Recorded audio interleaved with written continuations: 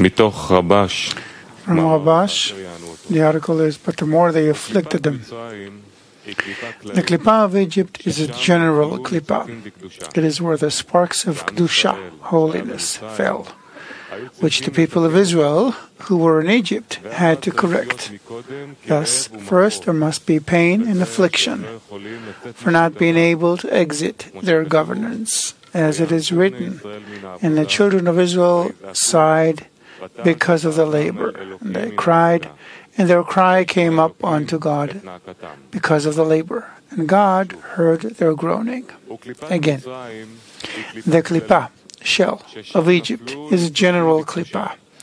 It is where the sparks of Kedusha, holiness, fell, which the people of Israel who were in Egypt had to correct. Thus, first there must be pain and affliction for not being able to exit their governance, as it is written, and the children of Israel sighed because of the labor, and they cried, and their cry came up unto God because of the labor, and God heard their groaning.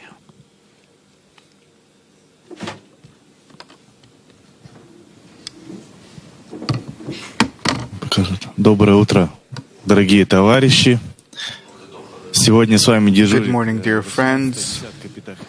Today with us are 10 number 18 from Petah Tikva, Haifa, Moscow, Great Britain, Kazakhstan, Kyrgyzstan, and China. Question: what is standing in the way of my giving my friends the arvut in the 10? What hinders me from giving the force of arvut to my friends in the 10?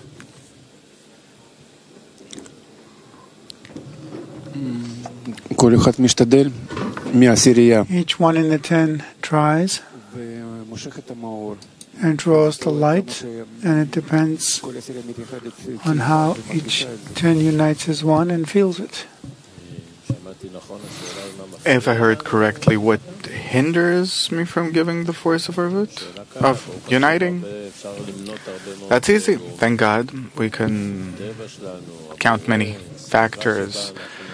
Our nature, the Creator, the environment we live in. There are many things that are standing in our way.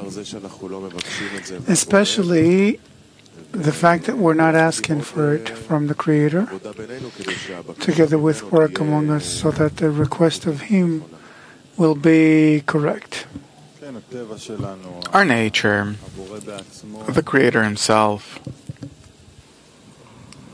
The fact that we're not uniting could be many things.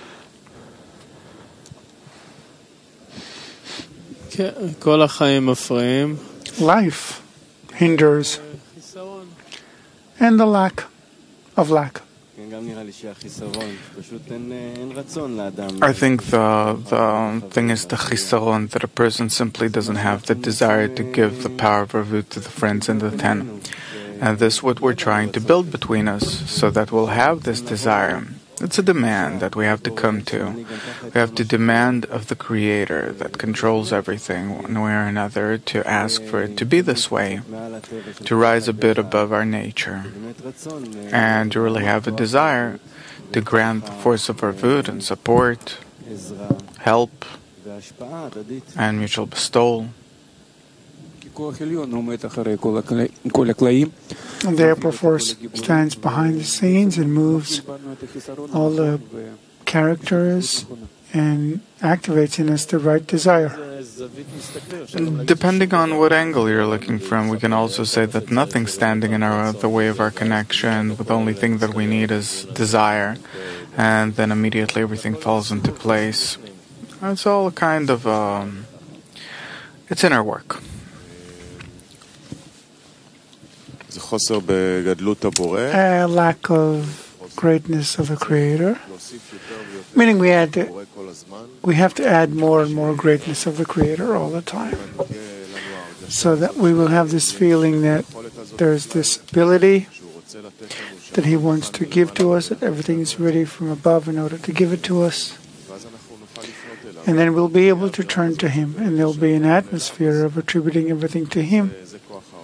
And that's the power of what we want to give to the friends. Yeah. To turn to him, and especially that a person can't turn to him and ask, I think this is the problem.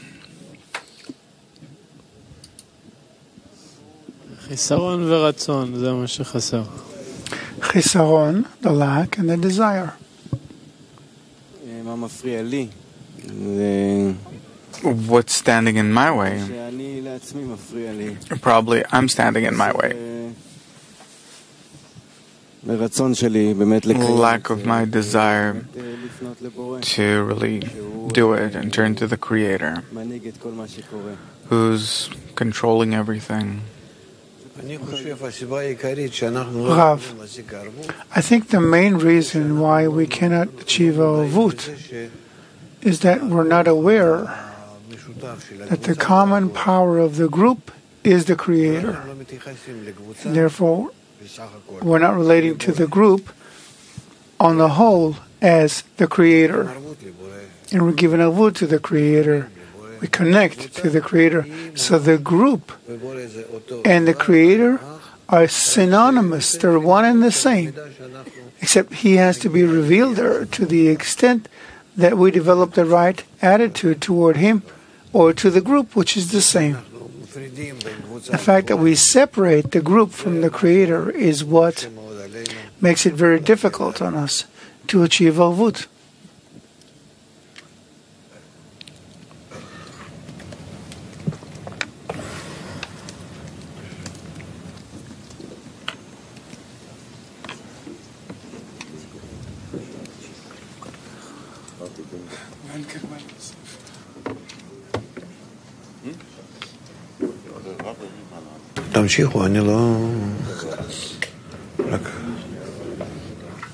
Continue, I didn't...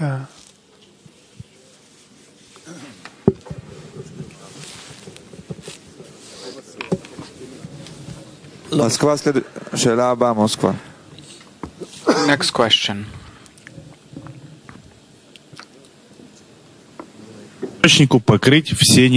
Ask the reforming light to cover all the deficiencies, or asking the reforming light to cover all the deficiencies together.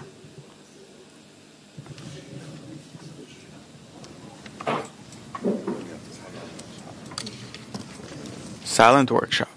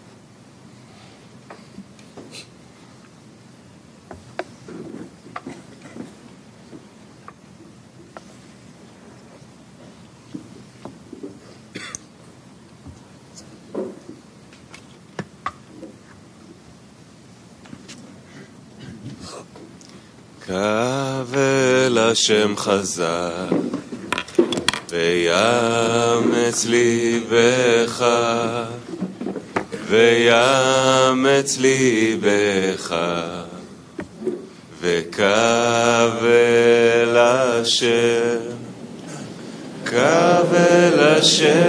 חזק ויאמץ ליבך חזק ויאמץ ליבך וקבל השם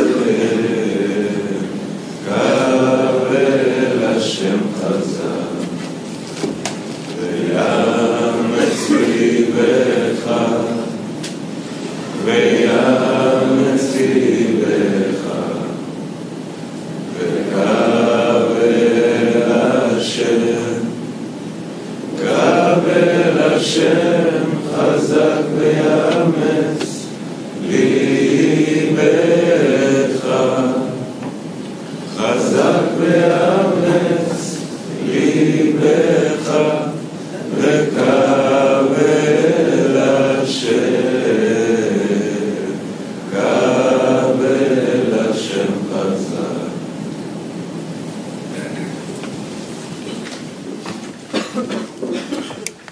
Hello, friends.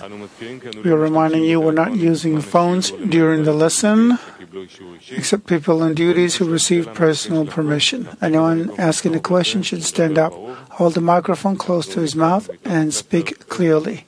We're going to read from Rabash, the article, "What does it mean that before the Egyptian minister fell, their outcry was not answered in the work?"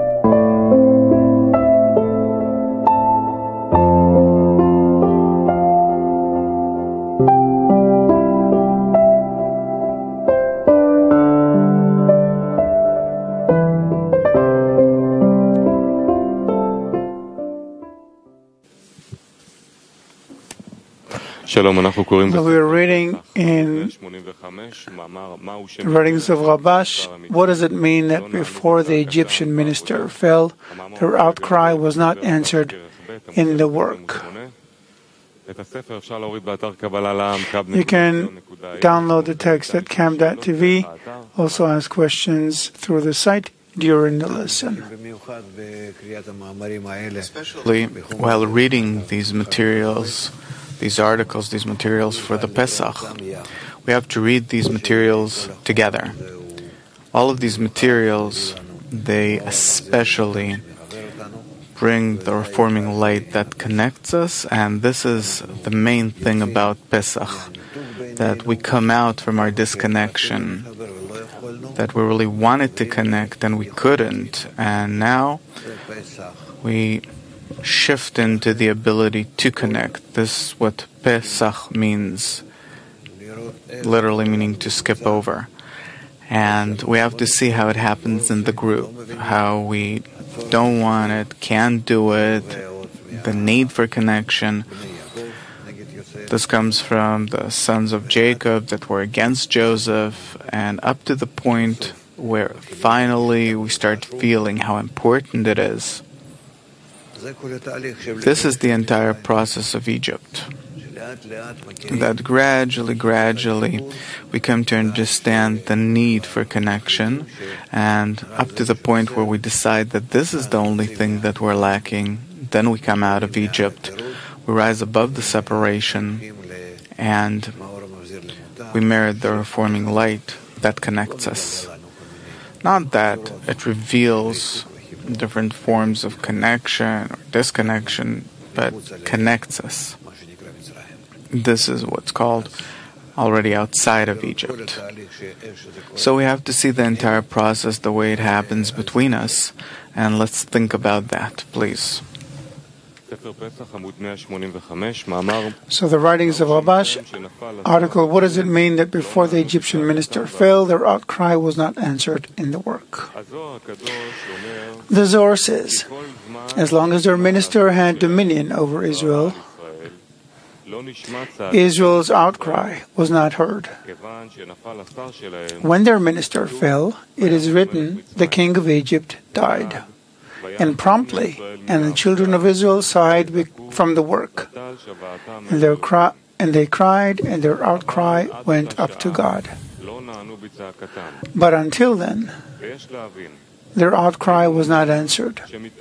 We should understand this. If he says that before their minister fell, their outcry was not answered, who caused their minister to fall?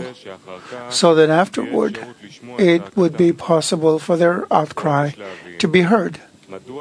We should also understand why, if their minister had dominion, it is impossible for their outcry to be answered. Does their minister have the power to detain the prayers of Israel? We should also understand what is written. Then Moses returned to the Lord and said, O Lord, why have you brought harm to this people? Why did you ever send me? Ever since I came to Pharaoh to speak in your name, he has done harm to this people, and you have not saved your people at all. Then the Lord said to Moses, now you shall see what I will do to Pharaoh, for with a mighty hand he will send them. We should understand Moses' argument when he said, ever since I came to Pharaoh to speak in your name, he has done harm to this people, and you have not saved your people at all. It appears that Moses' complaint was true, since it implies from the Creator's reply that what Moses said was true. But the Creator said, now you will see what I will do to Pharaoh. In other words, he would see what the Creator would do to Pharaoh. It seems as though it should have said, you will see, meaning that Moses will see. What is Moses' complaint to the Creator? What did he tell him? What did he say? Read it, please. He said that since I came to you on behalf of the people of Israel, since I came to Pharaoh to speak in your name, ever since I came to Pharaoh to speak in your name, he has done harm to this people, and you have not saved your people at all. What does it mean? Please. What do we call it? Go ahead, quickly. We have a long article. From the moment a person begins the work of bestowal? How does it happen between us? The minute we begin the work of bestowal, we see that the body objects. Yeah, that it gets no fulfillment, but to the contrary, that it's the will to receive that is less fulfilled, gets less forces. I don't know. I didn't understand what's going on here. It seems that a person gets an awakening, so he has the strength and everything, but the moment he has to work with the group and to really reach connection, then it's a different story. And then he lacks the power, the force. Rav, when does the evil inclination awaken in a person? What is Moses' argument? Complaint. That the minute I speak in your name, he says to the Creator, the evil inclination jumps out. These people begin to suffer, right?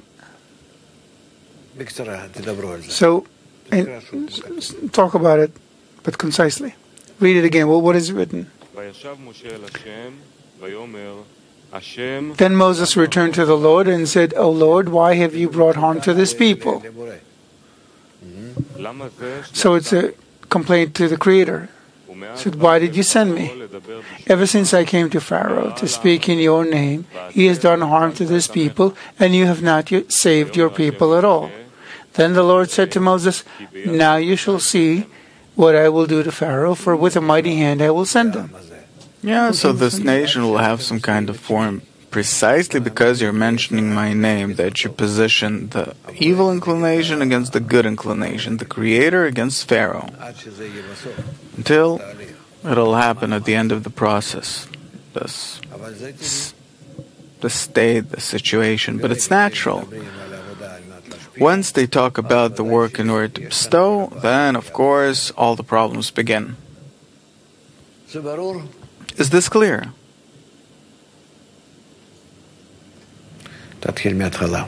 Start it over.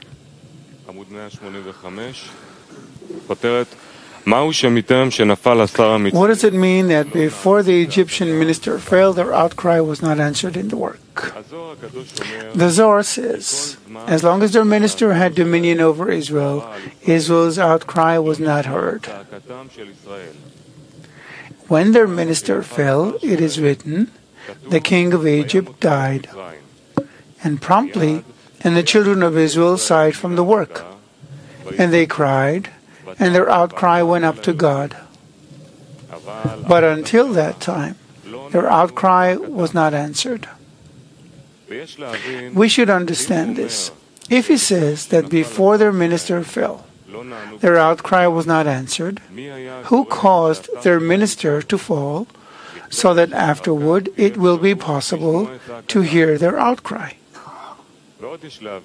We should also understand why, if their minister had dominion, it is impossible for their outcry to be answered.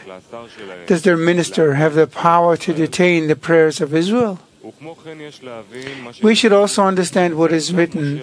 Then Moses returned to the Lord and said, O Lord, why have you brought harm to this people? Why did you ever send me? Ever since I came to Pharaoh to speak in your name, he has done harm to this people, and you have not saved your people at all. Then the Lord said to Moses, Now you shall see what I will do to Pharaoh, for with a mighty hand he will send them. Carry on, I can't explain further. It's supposed to be clear. The more they awaken the inclination to the Creator, the more the evil inclination awakens.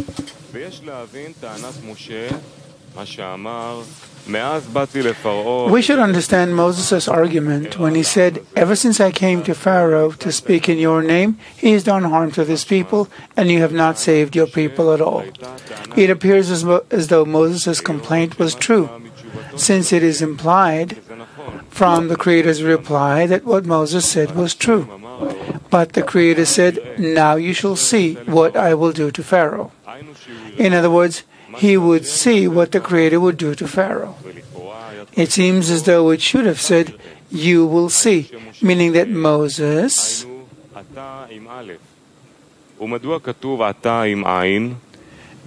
will see, meaning Ata, you, with an aleph, which changes the meaning from now to you. Why is it written Ata with an ayin, which means now, which implies that now he will see? It means that when he came to Pharaoh previously, and he harmed this people, there could not be an exodus from Egypt. But now there will be a place, for with a mighty hand he will send them and drive them out. We should understand why specifically now is the place of the exodus from Egypt. There are two things to understand here. One, why when he came as the Creator's messenger, the situation of the people of Israel worsened, and two, why specifically now, after the situation has deteriorated, there can be an exodus from Egypt. We should interpret this in the work. The Ari says that the exile in Egypt was that the view of Kedusha, holiness, was in exile. This means that the Klippah of Egypt ruled over the people of Israel. We should interpret that the people of Israel means that the whole nation wanted to work for the sake of the Creator and not for their own sake. As it is known that Israel means Yashar Kel, straight to the Creator, meaning everything for the Creator. The governance of Pharaoh is the opposite, to work only for one's own sake. For this reason, the view of Kedusha, meaning The fact that we must work for the sake of the Creator, meaning to bestow, this discernment was in exile under the rule of Pharaoh, king of Egypt. For Mitzrayim, Egypt, has the letters of Meitzar Yam, narrow sea. And it is known that narrow means scarce in chasadim, mercies. It is like the Hebrew expression, narrow-eyed, jealous, meaning that he can only receive and not give anything. Wide means expansive, meaning giving much, and narrow is the opposite, not giving, which means that the klipa, the shell of Egypt, was that each one could work only in order to receive in return. But without return, meaning only to bestow, he does not permit any action. This is considered that Egypt was narrowing, constraining the quality of Israel. By this we can interpret what our sages said. Anyone who constrains Israel becomes a Rosh, head. That is, who can control the quality of Israel? Only he who is the Rosh. He governs. Then he constrains the quality of Israel, not letting one work for the sake of the Creator, which is called to engage in chesed, mercy, but only in reception for oneself. This is called the klipa of Egypt. Therefore, the order of the work is, as our sages said, one should always engage in Torah and mitzvot, commandments or good deeds, lo lishma, not for her sake. And from lo lishma we come to lishma, for her sake, since the light in it reforms him. This is so because man was born with a desire to receive for himself. Hence, if we want him to do something to emerge from the state he is used to, where he is used to working for his sustenance, meaning a person is told, until now you knew that all your pleasures by which you sustain the body, so it can exist, came only from corporeal things. You found pleasure only in corporeal things, and this is called the sustenance of the body. Engage in Torah and mitzvot, where greater pleasure is clothed, so it is better for you to engage in Torah and mitzvot, because by this you will have more pleasure. It is like a person being told, stop working where you are used to work. There is a company where you can earn 10 times more. If he believes what he is told, he will certainly leave the job he was used to doing all the time and go work at the new place, since he will receive a higher return. This is called lo lishma. However, from lo lishma he will come to lishma. Therefore, it is worthwhile to begin even in lo lishma, since in the end he will come to lishma. It is as Maimonides says, therefore, when teaching little ones, women, and uneducated people, it is in order to receive reward until they gain knowledge.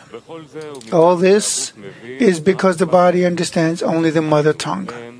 That is, if the first language that the mother speaks to it is the language of reception, meaning to work only for the will to receive for oneself, meaning to act for its own benefit, and the language of bestowal is something new to it, and it does not understand it, it is very difficult to learn this language. That is, understanding this language requires help from above, so as to be able to grasp this language of the desire to bestow. It was said about this, he who comes to purify is aided to understand this language. This is called the generation of Babylon. As it is written, they will not hear one another's language. In other words, when they were given the work of bestowal, for each to work for one's friend, the package soon fell apart. That is, it is as it is written, and they stopped building the city, since when they were told that each one should work for his friend, they did not know this language, and no one wanted to work for another. Hence, they immediately stopped building the city. as they had no motivation to work for the sake of others. For this reason, when the people of Israel were in exile and were under the governance of Pharaoh, king of Mitzrayim, narrow sea, Egypt, and wanted to emerge from his governance, they could not. It was still unclear to them what it means to work in order to bestow, and not for one's own sake. Although they wanted to work for the sake of the Creator, they saw that they could not. Yet they always had excuses as to why they cannot aim in order to bestow, and they did not feel that they were so far from the Creator. However, when Moses came to the people of Israel and spoke to Pharaoh of each and every one, meaning to the will to receive in their hearts, and told them that he wanted the Pharaoh in them not to dominate the quality of Israel in them, but that it would allow working for the sake of the Creator and not for the sake of the body. When Pharaoh of the nation heard what Moses had told them, to work only for the sake of the Creator, they understood what it means to bestow and not receive, and were promptly weakened in the work, since the body resisted with all its might, so they would not perform any act of Kedusha. In other words, even the Lo Lishma now became difficult for them to do. Before Moses came, they had the strength to work because they still did not know what for the sake of the Creator meant. But when Moses came and explained to them what it means to bestow and not receive anything, the Pharaoh of each one started asking questions. Why? When Moses came, what does it mean that Moses came? And why did the work become harder then? What kind of work and why harder? Please.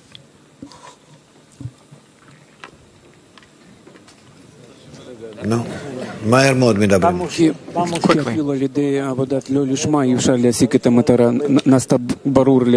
It became clear to the people of Israel that through Lo Lishma they can't attain a goal. The same as before. When the desire to bestow awakens, which is Moses, the point in the heart, then the problems start. There are two forces already that you have to arrange some kind of connection between them, relation. Moses made them understand that with the vessels of reception, they won't have what they want to get. It needs to be in a completely different kli outside of the kelim for which they worked.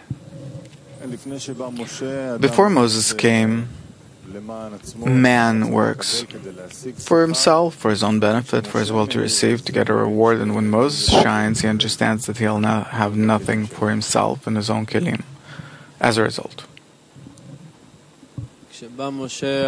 When Moses comes, the body begins to understand where he's going, and then he resists. As long as a person gets some kind of reward, he has the strength to work, can do things. The moment that he has to work against his will to receive, then he doesn't have the strength. The real situation appeared. The will to receive is against the quality of bestowal. As long as there's one rule over that a person is just under one rule of the will to receive, then everything's clear. Once another force of bestowal is added, then there's a hardship. Initially, they thought that the 10 was 10 people who were happy with each other. And then Moses came and said, no, you have to build a 10 so as to have one common kli. Something they didn't work on at all. They expected they would attain the goal by themselves. Now he tells them they have to do it only together. Yeah, Moses actually symbolizes that a person has to work for the benefit of others. Continuing to read.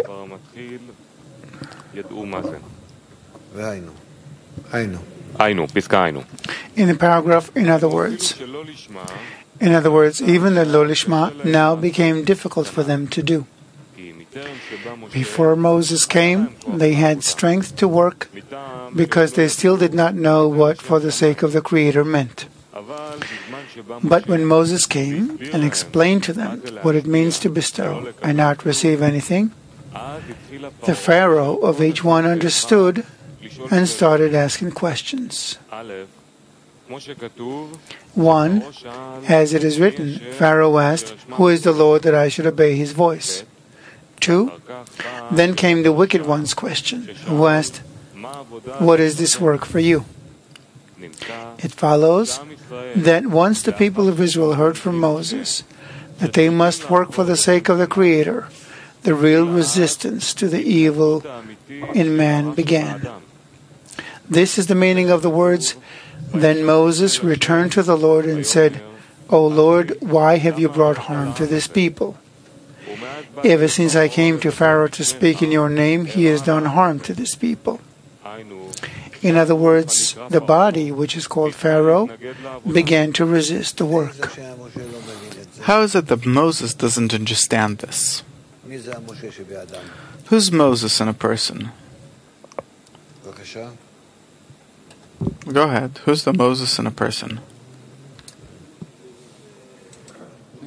Moses is the point of the Creator in a person, the uppermost quality that is currently in concealment. Moses in a person, it's... what do you call it? A divine spark from above. I don't exactly remember. Well, the divine part in the creature. Moses is the absolute greatness of the Creator, a faithful servant. He sees the greatness of the quality of bestowal and doesn't understand when he says to the body that you have to work for the greatness of the Creator.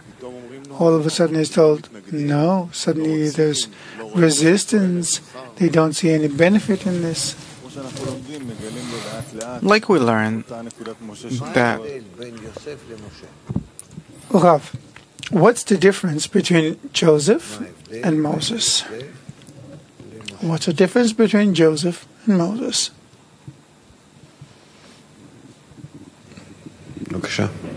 Go ahead. I think that Joseph, he's still doing the work of Lo Lishma, and Moses already wants to start working in Lishma.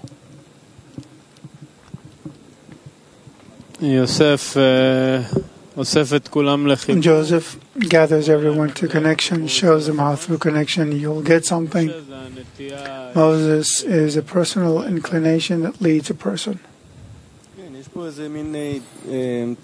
Yeah, there is some additional avyut here, as if that Moses is something that can take an entire nation and deliver them, take an entire desire and perform a correction on it. And Yosef, it's kind of like only the root of bestowal, quality. The difference is toward the avyut, toward the people of Israel. Rav, essentially, what's the difference between what Joseph considers as connection and what Moses considers as connection? Joseph is like the Creator, the connection itself without the Creator. And Moses is more connection to the upper force, the result. I can't think... The question Rav just asked, I don't know, what's the essential difference between Joseph and Moses regarding the connection? The only thing that comes to mind is what Shai said, that Moses delivers the people from Israel and Joseph doesn't do that. Internally wise, it's something completely different. Right, it's like Joseph is a preparation for the connection between us, and Moses is the realization of the connection between us and connection to the Creator. Yeah, Joseph's working only with the desires in order to bestow, collecting them, and Moses is already working with the desire to receive in order to bestow, wanting to deliver the entire desire. Joseph leads to connection in Lo Lishma. Moses leads to connect in Lishma. Joseph, it's all inside the family and bestow. He doesn't work with desires of reception. Moses, he's facing the will to receive. He's facing Pharaoh. Joseph, he's still having a good time in Pharaoh's house.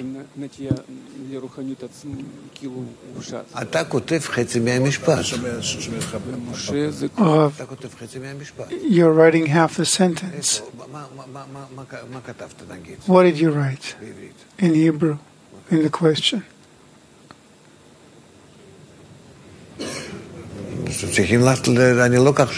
This is not what I asked. I asked, what is the difference between what Joseph calls connection and what Moses calls connection?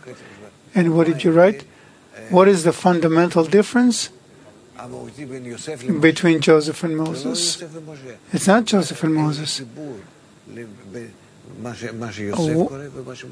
What is the difference between what Moses calls connection and what Joseph calls connection?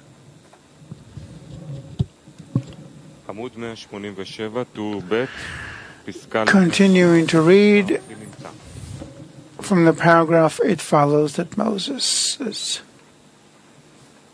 It follows that Moses' question was in order.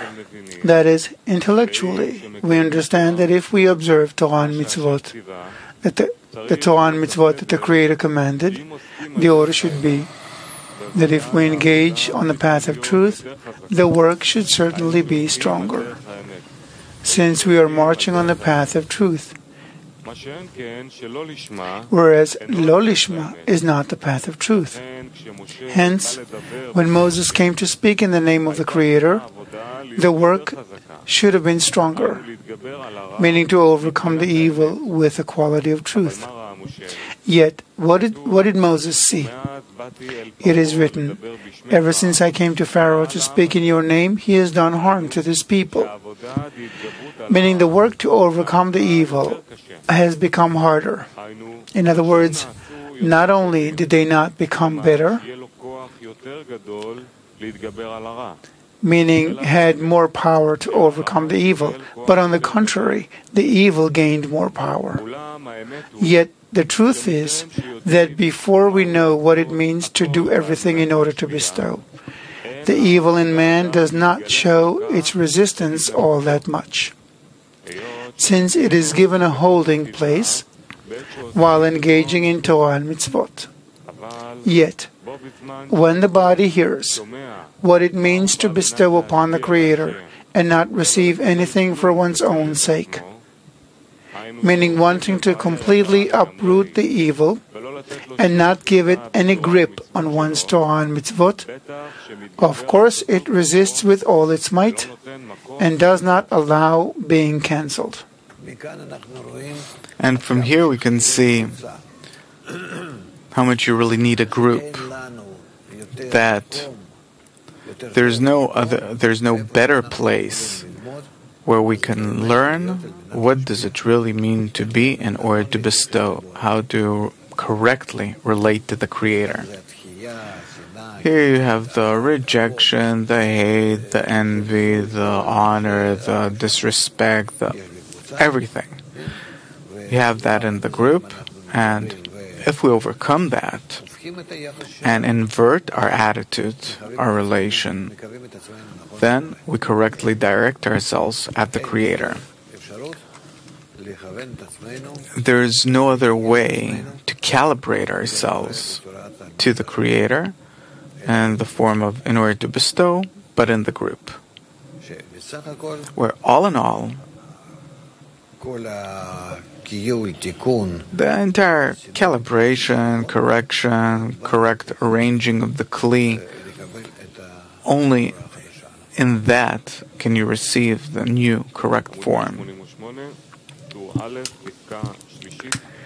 Continuing to read, it therefore follows. It therefore follows that it is not that something new occurred in the evil. That is, it is not that now he received the evil, but that the evil that was in him had nothing to do and was virtually idle within him. But when a person wants to give all his actions to the Creator and not give anything to his body, called will to receive for oneself, it begins to show its strength and resists being overthrown from governance over the body. It is written in the Zohar that the evil inclination in a man is called a foolish old king. It says, why is it called a king? Because it controls the body. And why is it called old? Because as soon as one is born, it is present in a person, whereas the good inclination comes to a person after 13 years. It therefore follows that as long as the evil is not revealed, there is still no one to cancel. But once its might has been exposed in full, it is possible to revoke it, since then, when he revokes it entirely. When the evil is not revealed, only a part of it can be cancelled. And this is not wholeness, since from above, when a person is given something, he is given a complete thing. Otherwise, if one were to be given the power to be able to work for the sake of the Creator, if a bad part that has not been revealed remains in a person, it follows that a part that is bad and is still not revealed remains within a person and works with the intention for the sake of the Creator. And this is not considered wholeness. This is, as our sages said, anyone who associates for the sake of the Creator with another thing is uprooted from the world. We should interpret this in the work. This means that if a person observes Torah and mitzvot for the sake of the Creator, but does part of the work also for the sake of the body, meaning that it will yield benefit to the body too, he is uprooted from the world, meaning from the spiritual world, since everything must be for the sake of the Creator, and not at all for one's own sake. It follows that before the evil is reveals its true form, it is impossible to give the person the power to uproot it, since he still does not have the measure of the bad that will give him the power to overcome, as it is known that there is no light without a kli, meaning no feeling without a lack. To what extent does the evil in a person has to grow in order for him to begin to be corrected? To what extent, or to what form, to what quality should the evil grow in order for him to start taking on correction? Go ahead. I think everyone asks this. To the extent that besides your basic needs, all the rest of your desires, until a person feels that this evil disrupts him and then he asks for help. I think that it's a state where a person is despaired of his own forces, that he tries to correct the evil himself, he sees that he can't, and so he turns for help, for the power of the Creator in the group. Until it doesn't let him sleep, and he feels that he has to correct himself.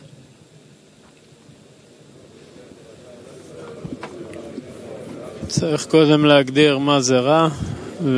of all, we have to decide what evil is, and then, according to the extent of the Creator, is the extent of the evil. I don't think there's a question of size, your measure, but the direction. What is reception, what is bestowal? To the extent that a person is not placed in self-reception, a person discovers that everything, all the bad, stems from himself, and that he has to correct it. It's like, to what extent is he aimed toward bestowal and feels a need? All of a person's desires and intentions There's no complete measure. In the end, it's until a person feels that he can't stand this bad and also can't fix it by himself. So he asks for a correction. Also, it's better to die than keep living this way, where he prefers for this evil to die because he can't stand it anymore and he wants to connect to the friends. And the evil prevents me from connecting with the friends, so it should die.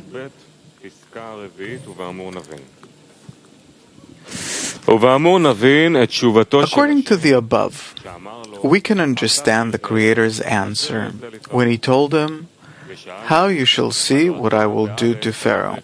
We asked. It should have said Ata with an Aleph, meaning you, meaning that Moses would see that the Creator will do to Pharaoh. Why does it say Ata with an Ain, meaning now? According to what we explained, it is impossible to give half a thing. Rather, first, the full evil must be disclosed, and then comes the help from above over a complete thing. Therefore, after Moses said, "Why have you brought harm to this people and did not save it all?" but rather the bad manifested in all its might. Now is the time when the salvation will come from above. This is why he said, "Now," meaning that now you will see that I will give them the necessary help, as it is written, "For with a mighty hand he will send them, and with a mighty hand he will drive them out from his land.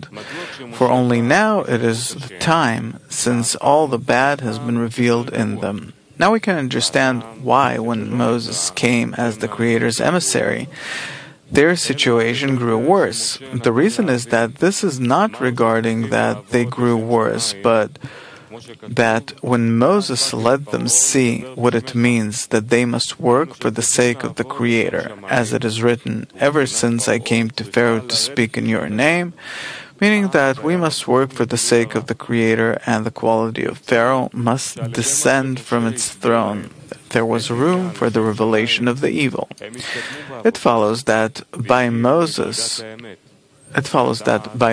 explaining to them the meaning of working in order to bestow, they advanced in the work and achieved the degree of truth, to know how the bad controls them. Before Moses came to them as an emissary of the Creator, they did not know the truth, how far they were from the Creator. It follows that although in action they grew worse, in truth they advanced. Where did they see the truth and checked it? Where is the truth and where did they see it? Where does the Creator show them where they are?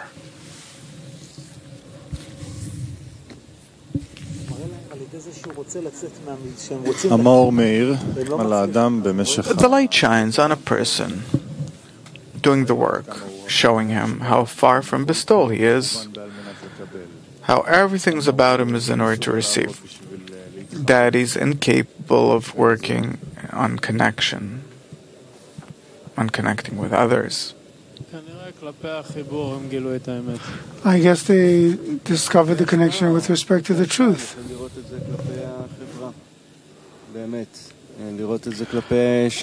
Regarding bestowal, they could see it in the group. Rav, so it's all checked with regard to the connection, right? To connection in the group. To the extent that there is bad in them and they agree with it or don't agree with it or don't accept it. And also redemption. They expect redemption in such a way as when can we connect in order to reveal the upper force between us and bestow contentment upon him by being connected.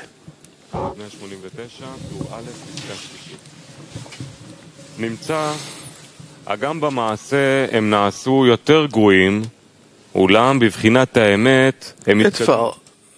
שרק עתה יש להם כלים. Only now do they have the kelim for the Creator to can fill with His help, as our sages said, He who comes to purify.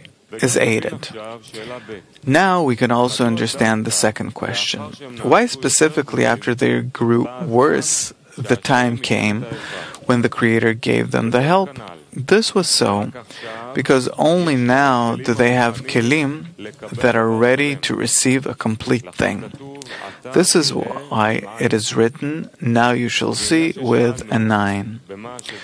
Concerning what we asked about what the Zohar says, that before their minister fell, the outcry of Israel was not heard, as it is written, "And the king of Egypt died." And promptly, and their cry went up unto God, but until that time their outcry was not answered. We asked, who caused their minister to fall?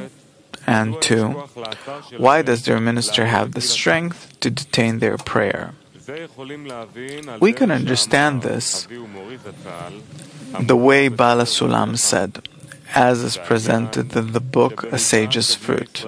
The thing is that to the extent that the children of Israel thought that Egypt were enslaving them and impeding them from worshipping the Creator, they truly were in the exile in Egypt, and the Redeemer's only work was to reveal to them that there was no other force involved here, that I am not a messenger, for there is no other force but Him. This was indeed the light of redemption. It follows that the exile, primarily, that we think that there is a minister of Egypt, meaning that their minister is given authority and he governs Israel. When a person thinks so, their minister rules. When the people of Israel want to emerge from the governance of the minister of Egypt and see that they're asking the Creator to deliver them from His dominion, but the Creator does not deliver them from exile, and they are under His governance, then they say that the Creator does not hear their prayer.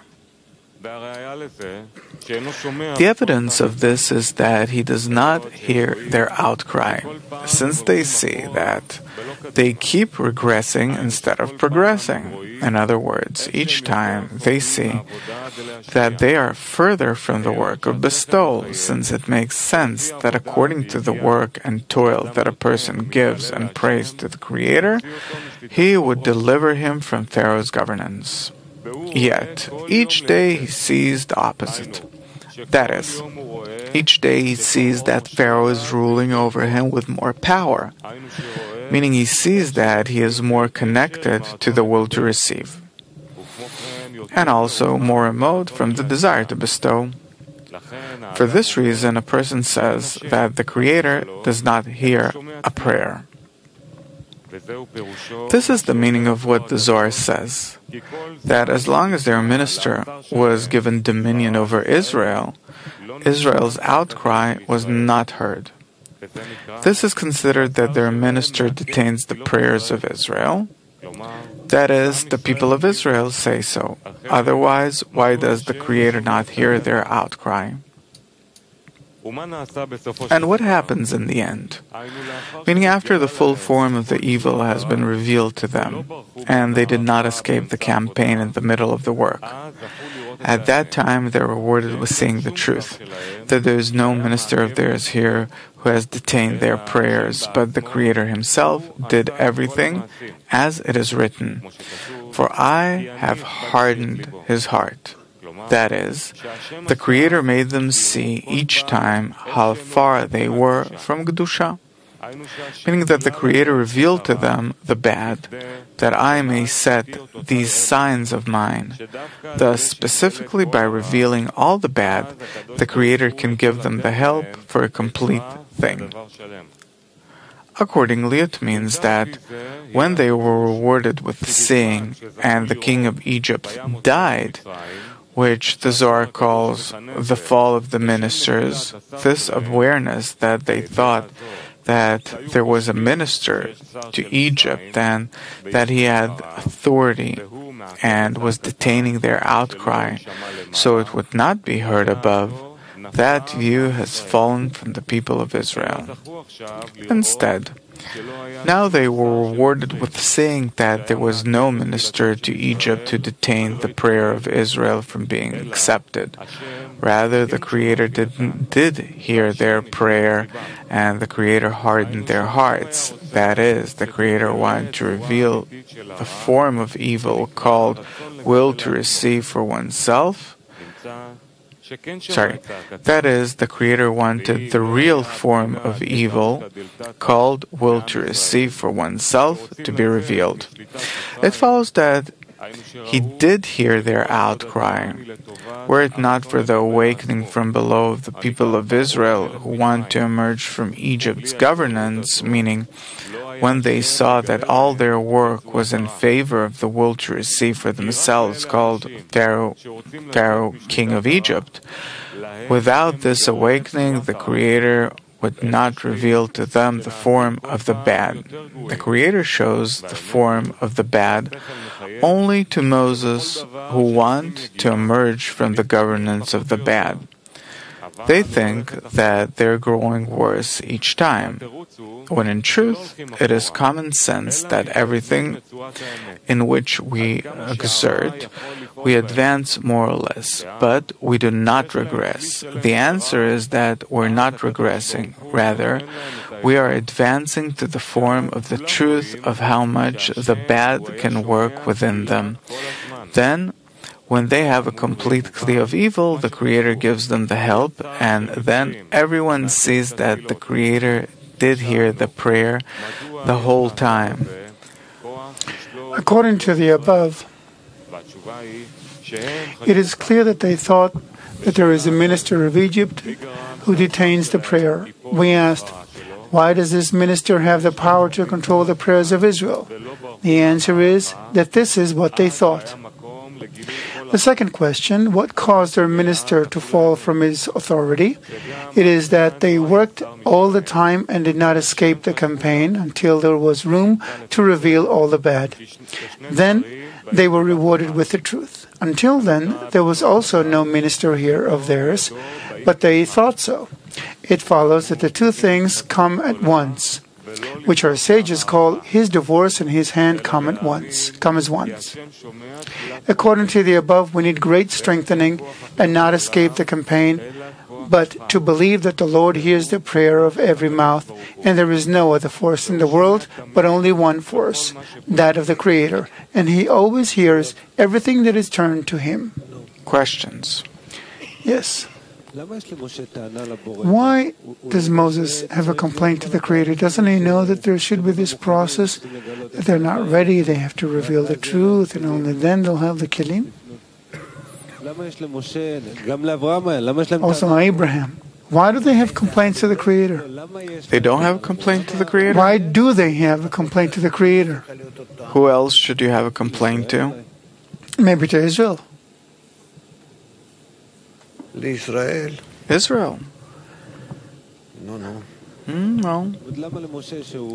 Why Moses, who is the closest to the Creator? He should lead the whole people out of Egypt. He should see the plan, the way. Why does he have a complaint to the Creator? Can anyone give him an answer? Yes, Asaf?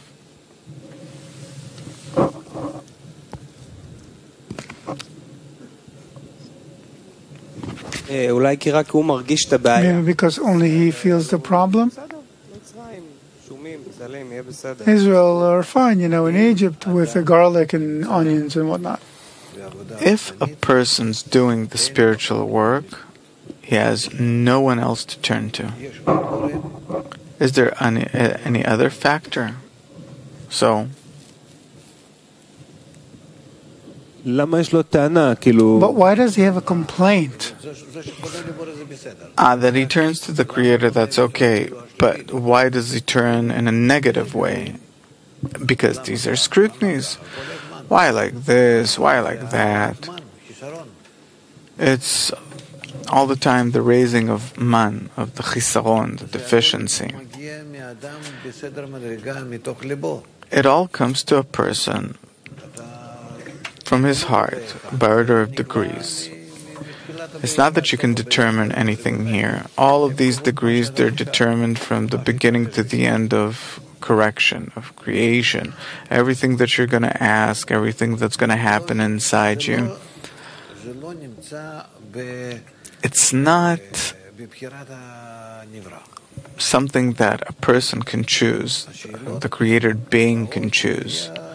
The questions, they come in a certain order. So why does Moses turn to the Creator? Why are things getting worse for the people of Israel?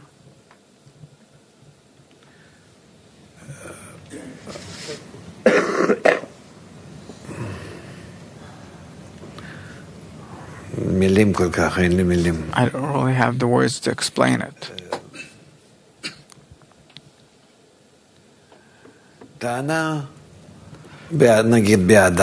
Suppose a person has a complaint that he does understand that all these things, he has to go through all these things, but he doesn't understand how his desires, thoughts that are still controlled by the evil inclination, how can they cope with it?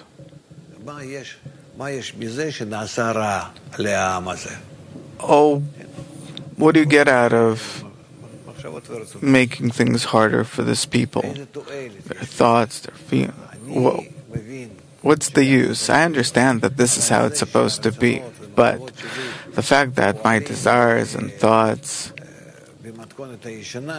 are working the old way, according to the will to receive, what's the use? So he knows that they should make this transition, that they're going toward revealing the truth. Yeah. But he still has some disagreement with it? Moses himself has no problem, because that's the right, correct intention, inclination. But in all the rest of the desires and thoughts besides Moses, the evil inclination controls the people, Pharaoh. And so it is unclear why does the evil have to be revealed to its full extent, that only then the salvation will come. And this is our complaint too. This is our entire complaint. If I know that the evil has to be revealed, then the main thing for me is to exert as much as possible until the evil is revealed.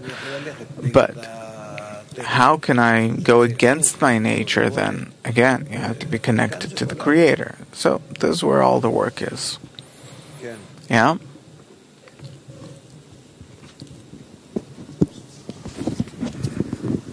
Concerning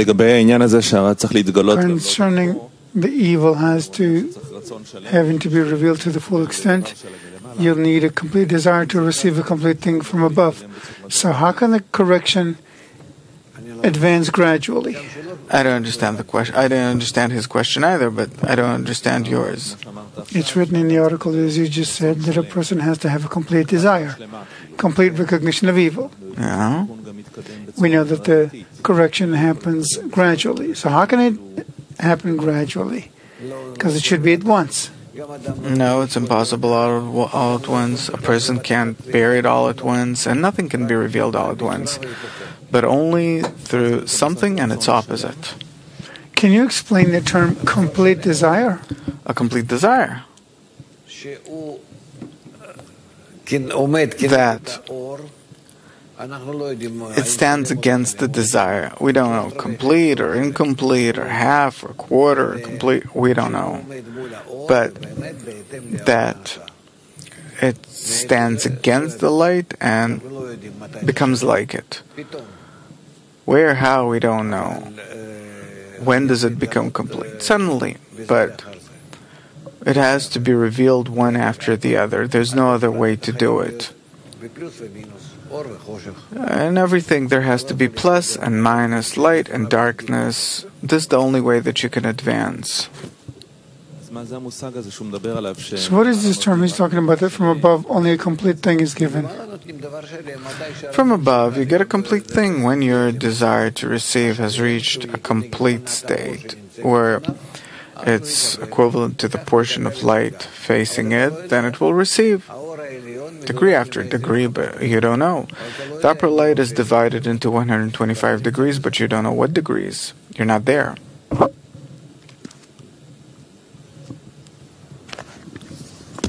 What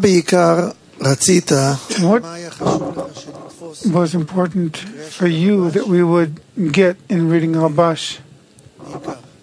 Mainly, yesterday. The thought of Rabash, or that we would understand, like now, intellectually. I don't think that now it's intellectually with the mind. Yesterday we read first time, today we're reading the second time, maybe in some time we'll return to this article, which is truly preferable, and then you'll see. And it's not that you grasp it with your mind, but it comes together, the mind and the heart. Moscow. Саша Ледовской вопрос задает. Sasha Lidovskoy is asking, what we're learning, the state of Pesach, does it not take from us the freedom of choice because the script is already known, the plot? No problem here.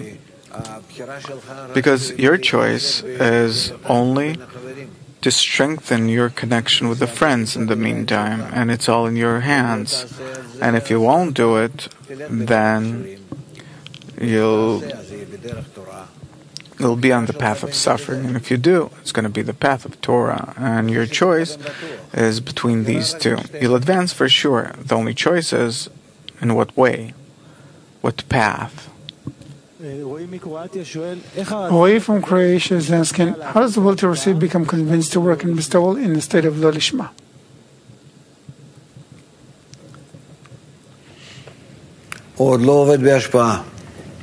Not working in bestowal yet. Only going from one Lo Lishma to another and another. Still not working in Lishma. Okay? Yeah? It's unclear why the Creator approaches Pharaoh and speaks to him, like the interaction between Pharaoh and Moses. I would expect when the will to receive awakens, why to come specifically to Pharaoh? Let them work separately. Why does Moses have to come to Pharaoh? I don't approach my ego. I know he's against me. I know he'll give me a hard time.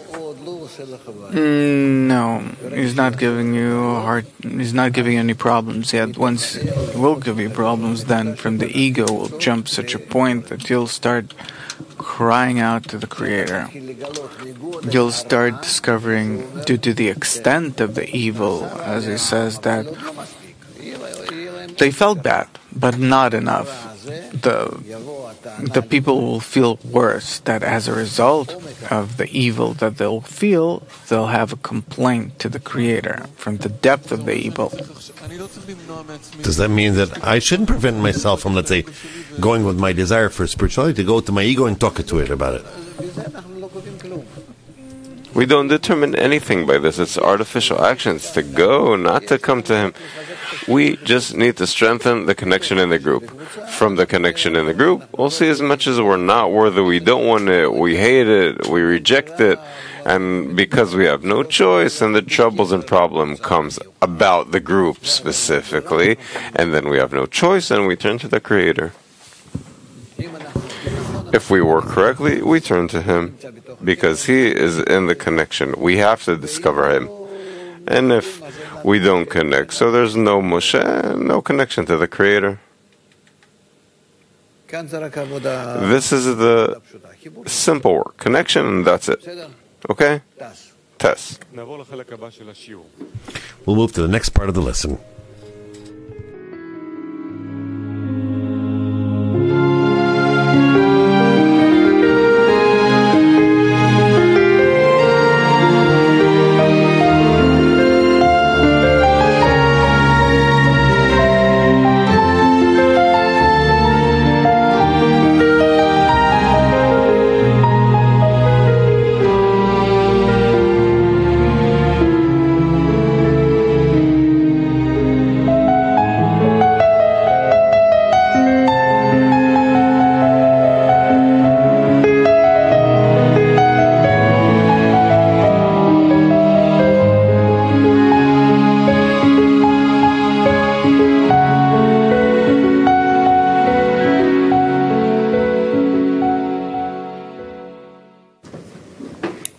We're reading in the study of the 10 Sfirot, Volume 1, Part 1.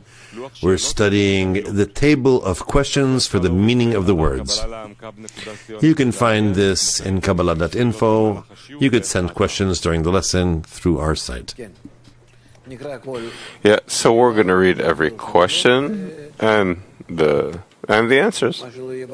Whatever we don't understand, we'll scrutinize. So please. Again, the study of 10 Sfirot, Volume 1, Part 1. We are reading the table of questions for the meaning of the words. The first question is, what is Or? The answer, Or,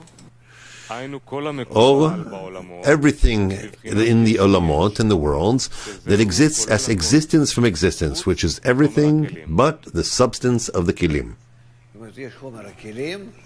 Meaning there's the substance of the kelim, the vessels, which is the vessel, the will to receive, and what is accepted in the will to receive is the light. So whoever has a serious question about it, so he raises his hand, and not just for nothing. Yes. I heard 2 lessons ago that there is the matter of the Kli in the light, that there is a coarseness. There is such a term of aviyut in the light. It's that same aviyut that the light brings to the vessel when it shines. What? Because it seemingly is kind of like contradicted to the definition here. It's not contradicting. If the light shines on you, you discover how much you're opposite from it. Because we only attain one thing, and it through the opposite of it. Can we go over the definition?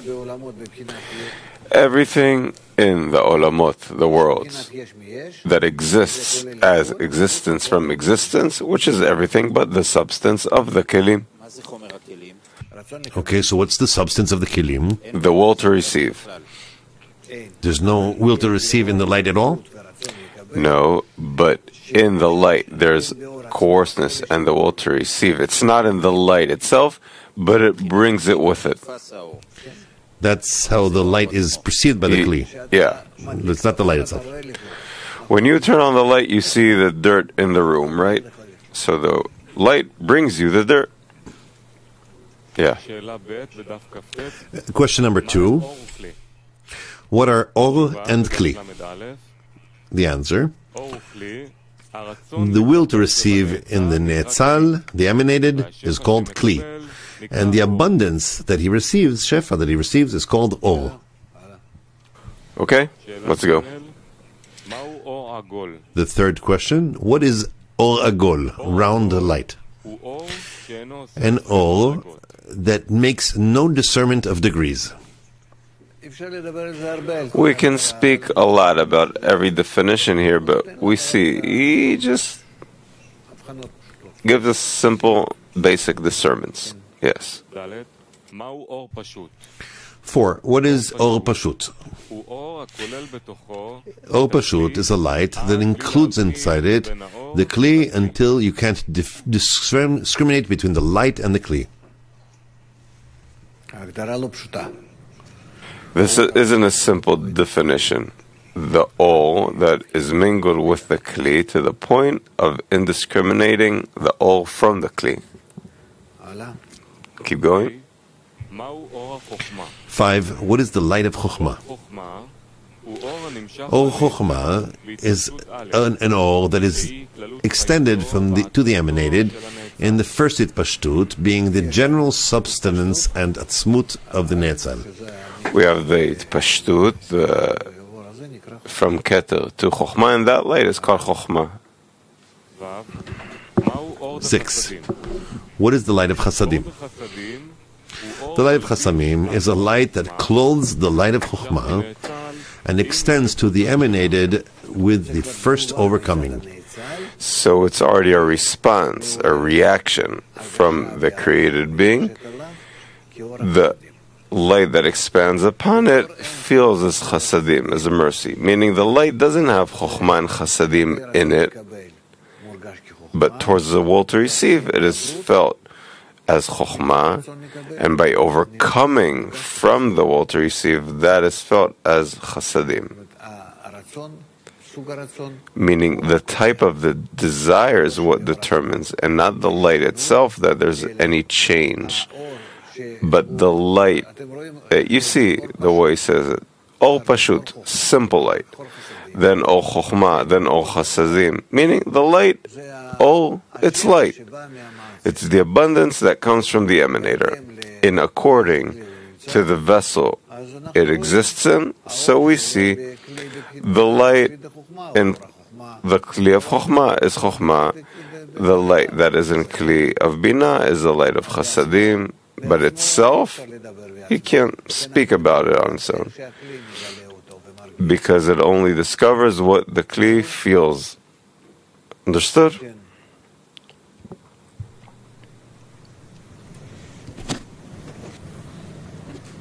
What's the difference between the light of Chokhmah and the light of Chasadim and B'china Aleph and B'china Bet that we talk about? He told you that in B'china Aleph there's the will to receive, in Bet there's the will to bestow or overcoming. That's why the first discernment from the Ol Pashut turns it into Ol Chokhmah, and B'china Bet makes it as Ol Chasadim. This is what we went through just now. Keep going. Moscow. По первому определению, все, что чувствует Кли, это свет. Но Кли же чувствует и само желание получать. В чем отличие?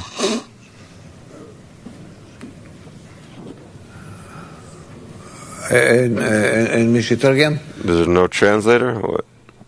Чувствует ли Кли само желание или только свет? И если да, то в чем отличие? Does the Kli feel the desire or also the light? And what's the difference? The vessel feels its own desire, and the way it's inspired, that is called light. There's two things in the vessel. Yeah. The desire and what the desire receives, what it enjoys, what it fills it. Keep going. Question 7. What is empty air, avirakani? Avirakani, empty air, is the light of Chasadim prior to clothing in Or Chokhmah.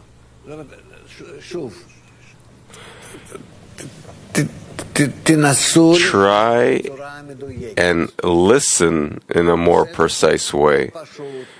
Simple light, formless light, all of Chokhmah, all of light of mercy, empty air, all these things, try and understand them in the way the vessel changes. Every time cascades down and changes, and then the light in it, which is a simple, formless light from all discernments.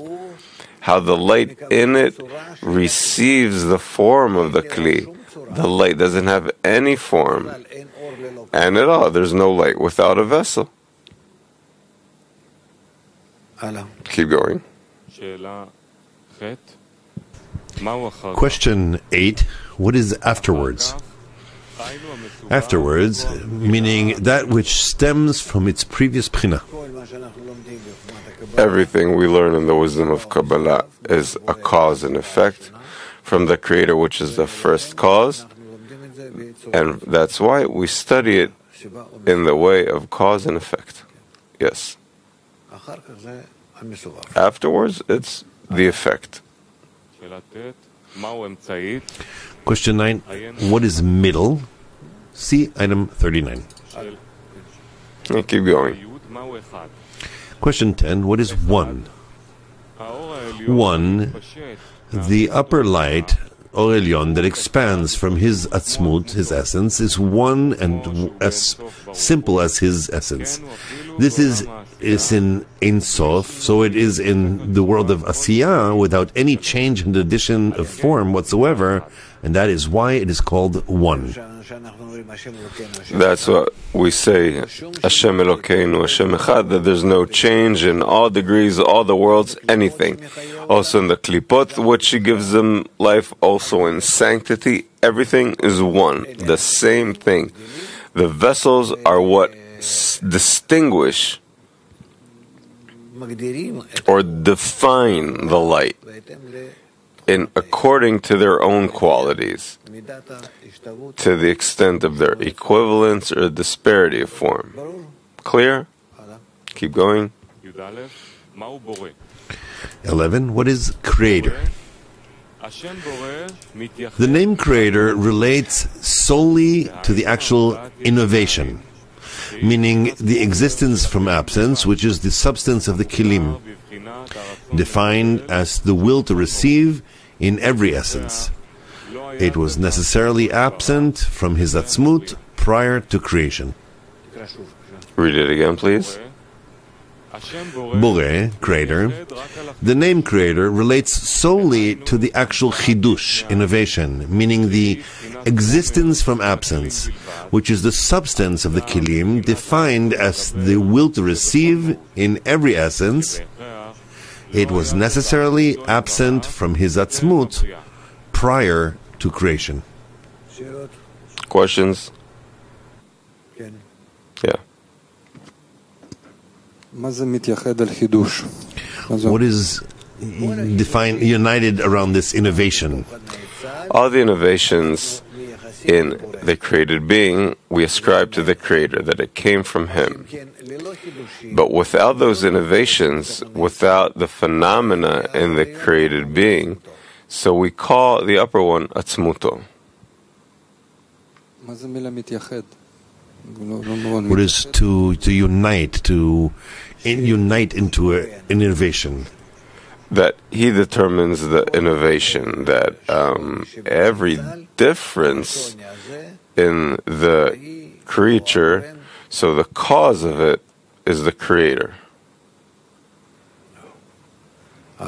Keep going. 12. What is dvekut, adhesion? Dvekut is equivalence of form, which brings the spirituals together and attaches them to one another, while disparity of form departs them from one another. It's two terms, two definitions. Dvekut and separation, closeness and distance, it's all according to the equivalence or disparity of form between one another. The form or disparity of form in spirituality, we're only speaking about intentions, on what they do above their own nature, because according to their nature, obviously each one is different from the other. But as much as each one, even though they're different, above himself he resembles a higher degree the Creator. So then, according to that result, we speak about closeness or distance, or adhesion or disconnection, okay? According to the intentions, according to what he attained. Not according to nature. Obviously, according to nature, everybody's completely different than the other.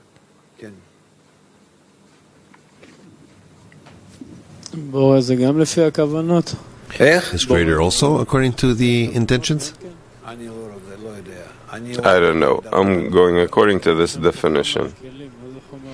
No, because he writes here the substance of the kilim. The will to receive. So the Creator is the will to receive? Where do you see it?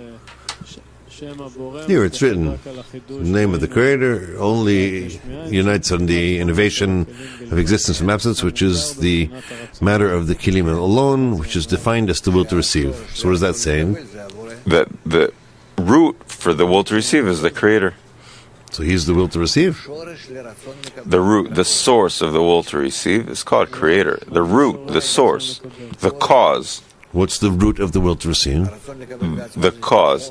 The will to receive is called the matter, the material of creation. It is opposite of the Creator. The Creator created it. So he wants to emphasize, in other words, that the Creator we just relate to as the cause for the will to receive. And towards the will to receive, we discover it and measure it. That's it.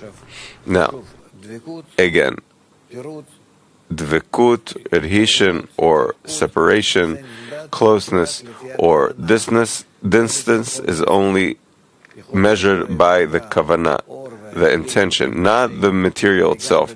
There could be a light and vessel that are completely opposite from one another, but the vessel can take the form of the light upon itself with its intention to bestow, and then there will be adhesion between them. Specifically, the adhesion, we're speaking about equivalence of form, external equivalence of form between the two that are completely different in their nature. Yes, please. 13. What is equivalence? Equivalence, when there is no discernment whatsoever among the four prinot of the will to receive, it is said that they are even and equal. Again, equivalence, when there is no discernment whatsoever among the four prinot of the will to receive, it is said that they are even and equal. What does that mean? That there's no distance? So are there 4 degrees? So how could it be that there is no other discernment between them? So again, in Kabbalah, we don't relate to the will to receive itself, because it could be in all forms, big, small, right, left. We only relate to its intention, how it is used. That is what's important. So we don't measure a person, his desire, the phenomena in anything. The way it is itself, but only towards the goal. Itpashtut, expansion. 14.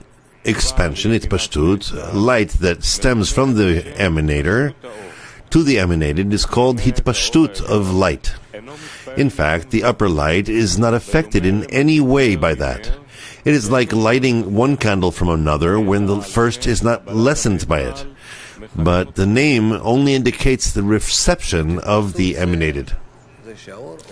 Meaning, the expansion is that when the light goes from one degree to the next. 15. Zach, pure. Prina Aleph in the will to receive is regarded as more pure zakah than the 3 prinot that follow her. That's clear because the upper light working on the will to receive develops it, and the will to receive becomes more and more, different from the light that is developing and filling it. That's why Aleph, Bet, Gimel, Dalet, 1, 2, 3, 4, those discernments are separated from one another, according to the desire that grows in the light in every discernment. 16. Time.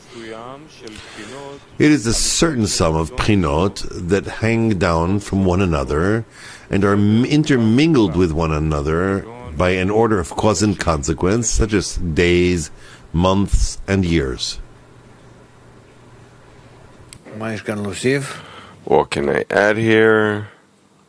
A certain sum of prinot, discernments. Not time, not minutes, not hours. It's discernments that hang down from one another and are mingled with one another by an order of cause and consequence. So what do we get from this? Just cause and consequence. So that's why we say that it's time, but not that time like in our world. It is supposedly exists without the cascading of the discernments. There could be a lot of actions taking place in a certain measure of time and less. In spirituality, no. Spirituality, the action is called a unit of time. Every action, that's how it's called. Meaning that there's an action, a second is passed. 10 actions, 10 seconds. Not according to this corporeal time that rolls around on its own. Yes. Maybe we could read 33 and 34 again in Histakut Pnimit. We ran them. He defines their time and movement, and now with your explanation, we'll understand it in a more correct way. Okay, let's see.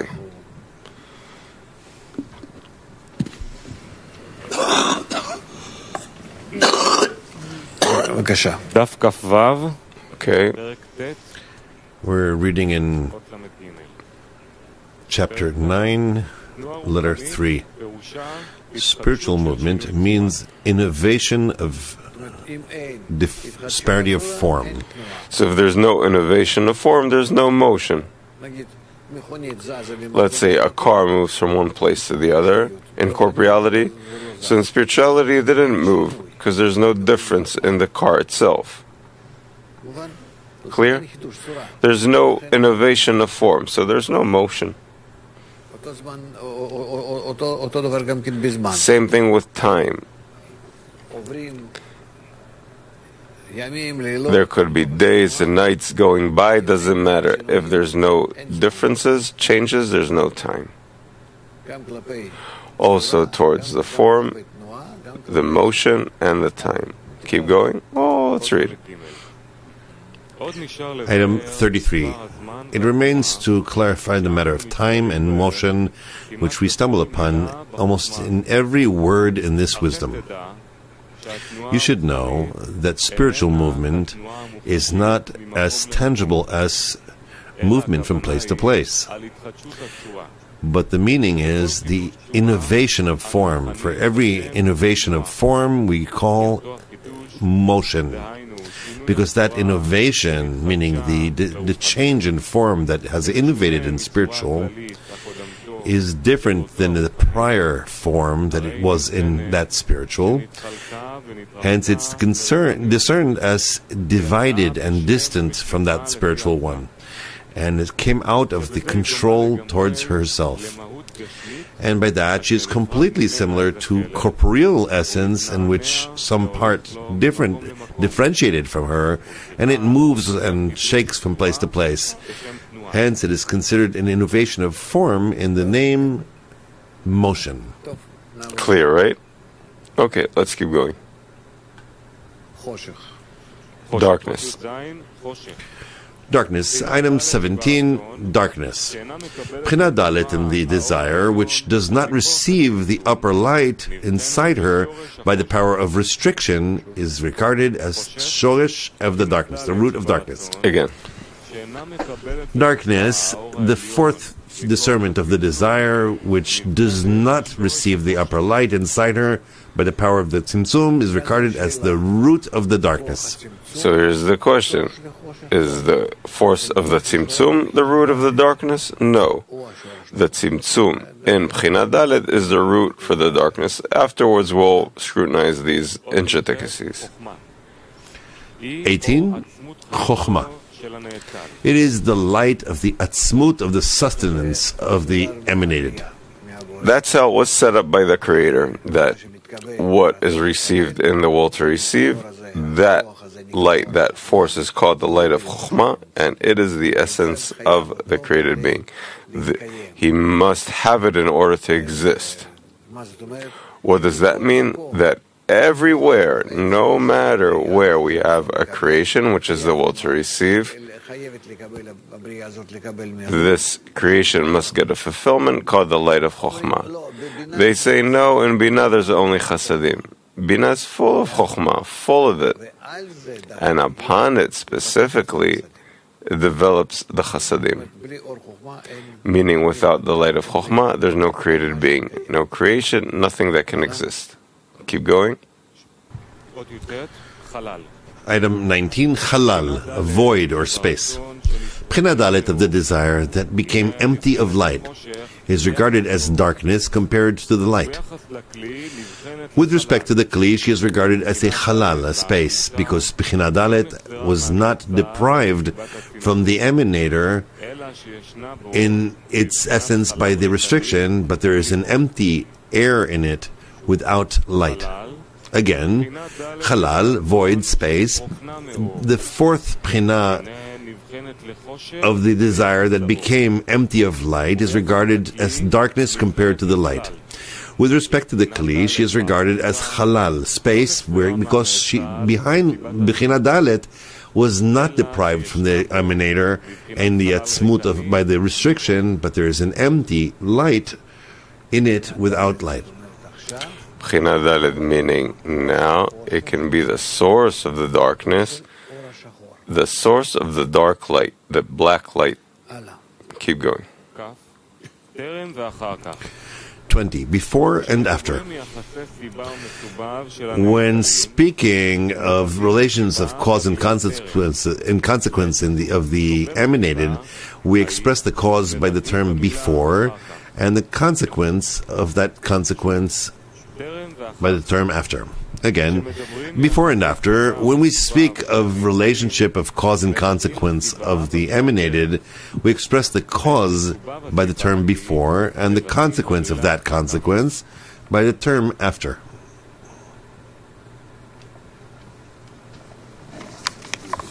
I'm sorry that I'm jumping back, but the halal, the void space, how can it be a kli without light? How can it even be a kli? What remains? Meaning a kli empties the light, what makes it remain a kli at all? Correct. Without the light, there can be that the matter exists. So what should we say then? What does it mean, a light without a vessel, or a vessel without a light? Meaning that the vessel feels that there is no pleasure sustaining it, and it determines that it is as a vacant space, as empty, with no light. But who determines that? The vessel. In what state is he in? With no light. How does it live? Because it has light, but it determines it doesn't. Meaning the essence of life, in order to determine that it has no light. That's how it is.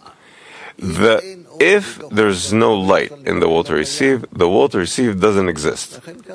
That's how we have to see it. Chanoch, what did you want? About the difference between darkness and space. It says that darkness is filling, the void is the kli. But he uses darkness as doesn't receive in itself. That is like a rejection, what I understand, a masach. Wait, which definition? Darkness, 17. Yes. Bechina Dalet, in the desire that does not receive the upper light into her by the power of the tzimtzum, is regarded as the root of the darkness, yes? And the space is that the light was there and exited. Those are the differences in the states. Bechina Dalet of the desire that became empty of the all is regarded as darkness compared to the light. And with respect to the kli, she is regarded as halal, space. Well, so the difference between them is that the darkness is a state as far as the fulfillment. The space, the void, is as far as the kli is concerned, the desire. And it's the same actions, or it's two different actions? Both this and that can't be connected to each other. They can be completely disassociated from one another, because a void, a space, is not darkness. A void is, let's say, after restriction, where the kli remains a void, a space. So there's a void and there's empty air there. It's a space that is ready to receive changes. Is there a reshimo in that void? Don't get into all that. The reshimo. Here he's talking in a very general way. You see these definitions about such big things, and he gives like one line about it. Next. Before and after? We did that already? Well, next. 21. Unique and unified. Unique indicates the upper light that shines and rules all the various degrees in their different forms to the extent that it makes them equalize with his unique form. Unified indicates the end of that rule, meaning after he had already equalized and brought their form to be as unique as he is. Meaning there's bestow and it divides to unique and unified. The unique that operates in all those, but he's called unique because he has an intention, he has a goal, and when he reaches that goal, he's called unique, unified. 22. Unification. Two different bchinot, discernments that have equalized with one another into one form. Again, of course, it's not for one bchina. These are different forms in their foundation. There cannot be as one really, according to the nature, according to the kli, but according to the corrections that each has done, they completely become one in their external expression.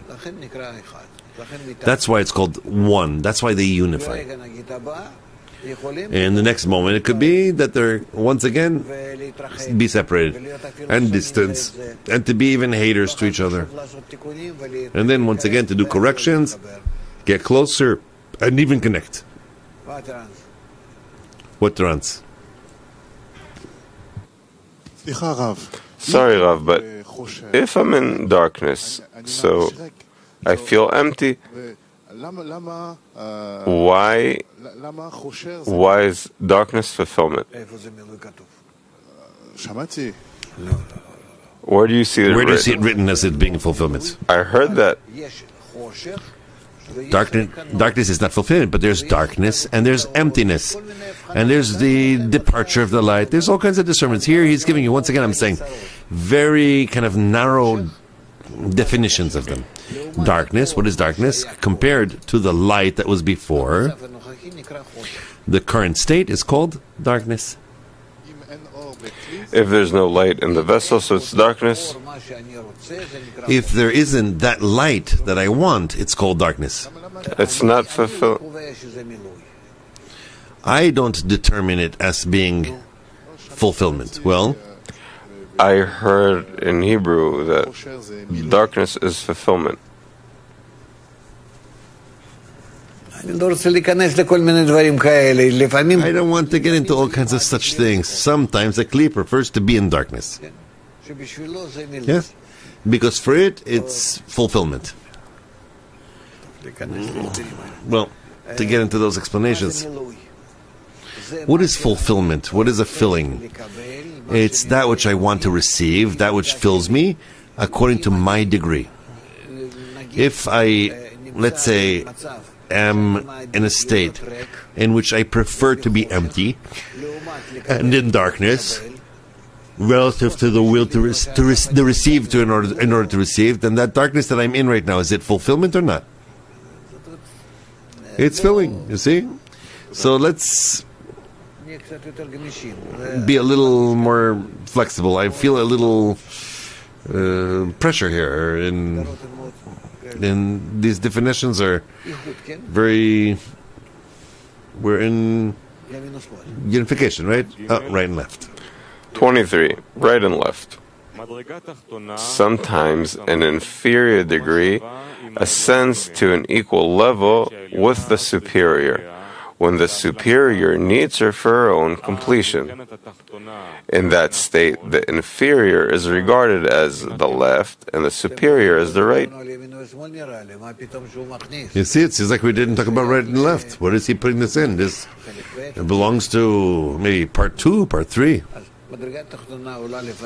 So sometimes the inferior degree ascends to an equal level with the superior to it, when the superior needs her for her own completion. In that state, the inferior is regarded as which complements the upper left, and the superior as the right. Meaning it's not that they're moving all the degrees like that, like in a register where they're all moving, but rather one complements the other. Right to left, right to left, left to right. That's how the kilim and the desires are filled. 24. The Maker. The title Maker relates specifically to the pouring of the light into the olamot, the world, which means everything but the substance of the vessels. The Maker relates specifically to the pouring of the light onto the worlds, which means everything but the substance of the kilim. What other realities there other than the substance of the kilim? Corrections. He makes the light and creates darkness. Create the light, makes the light, and creates the darkness. We'll see later. 25. Kli. The will to receive in the Netzal is the Kli. Yes, also, you see, it's such a short definition of what a Kli is. The will to receive. It depends which will to receive. Later, he says with the intention in order to bestow. So specifically, the Ochozer is the Kli. But for the time being, that's how he says it. 26. Above. Ishtavut Tzua of the inferior with the superior is rise above. That's nice. The equivalence of form of the inferior with the superior to it is called equivalence of form or ascent, rising above. 27. Ma'atzil, emanator. Any cause is regarded as the emanator of the affected degree. The title Ma'atzil contains both the Hamshacha, the expansion of the light, and the vessel that receives the light. Again, emanator. Any cause is regarded as the emanator of the affected degree. The title emanator contains both the expansion of the light and the vessel that receives the light. Meaning every upward towards the lower one is called an emanator, as we say. Just like we say Boré, creator. Anyone who is upward towards the lower one, who begets it and cares for it, is called Boré, creator. Same thing with the emanator. It's the Matzil. It's all relative. There's no absolute or some root, and he is towards everyone. Yes. 28. Origin of the neshama, the soul. The will to receive that was imprinted in the souls is what separates them and severs them off the upper light. Severs them off the upper light. That is because the disparity of form that separates in spirituality. The issue of the origin of the neshama refers to the transition between Atzilut, Bria, that we all explained and it's in its place. 28. The origin of the neshama. The will to receive that was imprinted in the souls that was separated them and severs them from one off the upper light. That is because the disparity of form separates in spirituality. The issue of the origin of the soul refers to the transition between Olam Atzilut and Bria. Yes, well, it will be explained in its place. In short, the changes of form of the will to receive differentiate between them, and those changes are called the origin of the soul. Next. 29. Below. The one lesser virtue is regarded as below.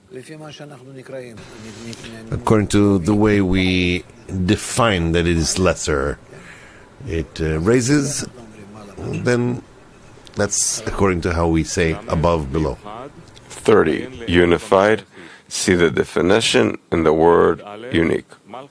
31. Malchut of Ein Sof.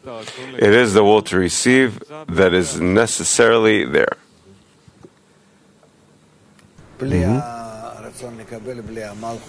Without the will to receive, without the Malchut, there's no one to talk about. Therefore, Malchut of Ein Sof is the foundation of all of Ein Sof, and therefore that's who we talk about, and its correction, and we're included into it, and it's everything. Yes. 32. From above downward. Meaning from Bchina Aleph to Daled. Bchina Daled that was left without light is regarded below all the other degrees. The frailer the will to receive, the higher one, is considered to be Therefore, Bchina Aleph is regarded as the highest of all. That's clear, yes? Who? Moscow, please. Rav, when we explain the 4 phases of direct light, we use drawings. And here, this whole part, there's definitions of time, space. Maybe we should also have some kind of drawings, because still there's like an image in a person's head and is usually corporeal. I am not so interested in doing diagrams right now. You know how much I love them, but I'm not interested for the last several years. I'm not so interested. When we're entering the more internal change, I want it to be more inside of you, and by the picture, I seemingly will draw your attention from within, from the desires, intentions, thoughts, feelings. I will draw them to a piece of paper. I don't want that. I want you to dig inside, do inner pictures, search above, down, in definitions that are more or less in exaltedness, adhesion, connection, not according to the picture there where you connect some forms. I don't think that it's to our benefit to start drawing. Again, I'm not preventing you from doing this. Please do it, whoever feels like in such a way he still needs it, such an explanation. And also when you're teaching in campuses, then please, yes, use your drawings. It's actually good. And that's very good for the perception of the beginners.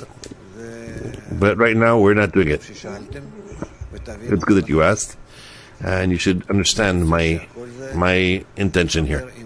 I want for everything to connect with the inner discernments. Above, down. It's not like in a diagram that we draw, but according to values. And that's how it is with everything. So, sometimes we will do a diagram here and there, but throughout the study of this, here and there. Also, Bala Salam did that, because it's hard to express with many words that which you can do, but nevertheless you will have to move from the diagram to, which is external, to an internal emotional diagram. Yes. Who's the upper emanator of mine? How can I give it to him? To rise to him? Your emanator? Yes. I'll tell you simply, it's the group. That's who you need to adhere to. It is your upper, and it will always be your upper, always, until the end of correction. That's it. That's how you will return to the form of Adam Rishon. It's not that I'm kind of like more bestowing, that's the group. When you incorporate in the group more, you will be like the group, and the group with you. And then it's not talking about you, but rather on the structure itself.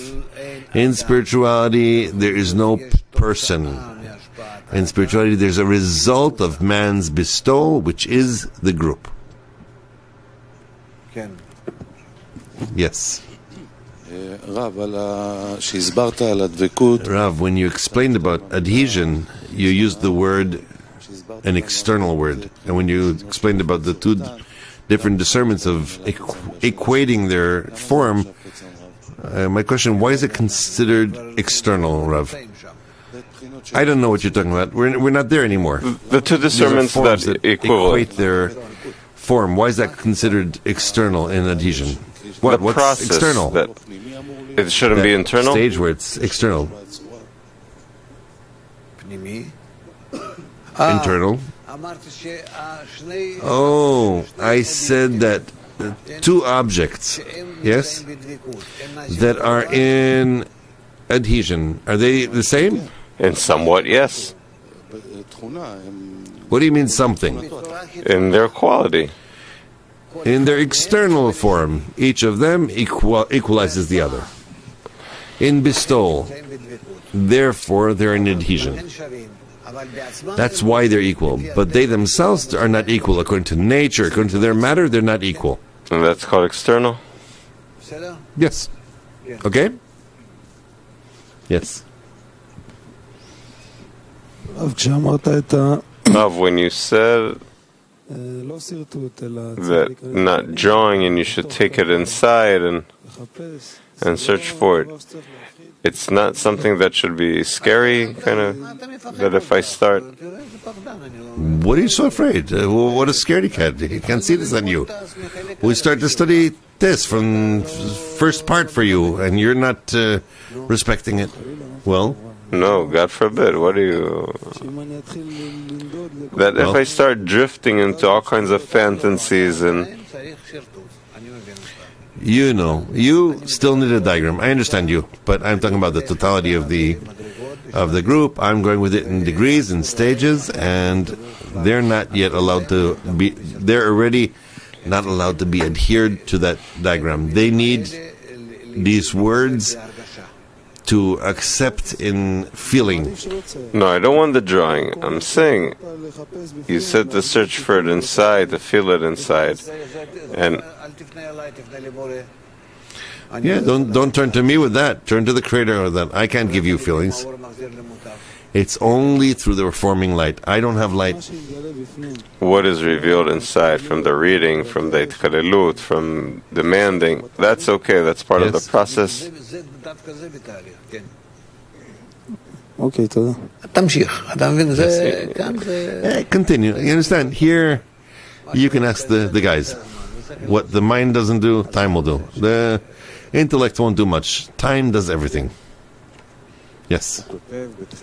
He writes in the beginning of the questions, there's like a remark, forgetting the interpretation of a word is worse than erasing the word, that a foreign understanding will make the whole matter obscure. Yes. So get used to studying and memorizing these definitions.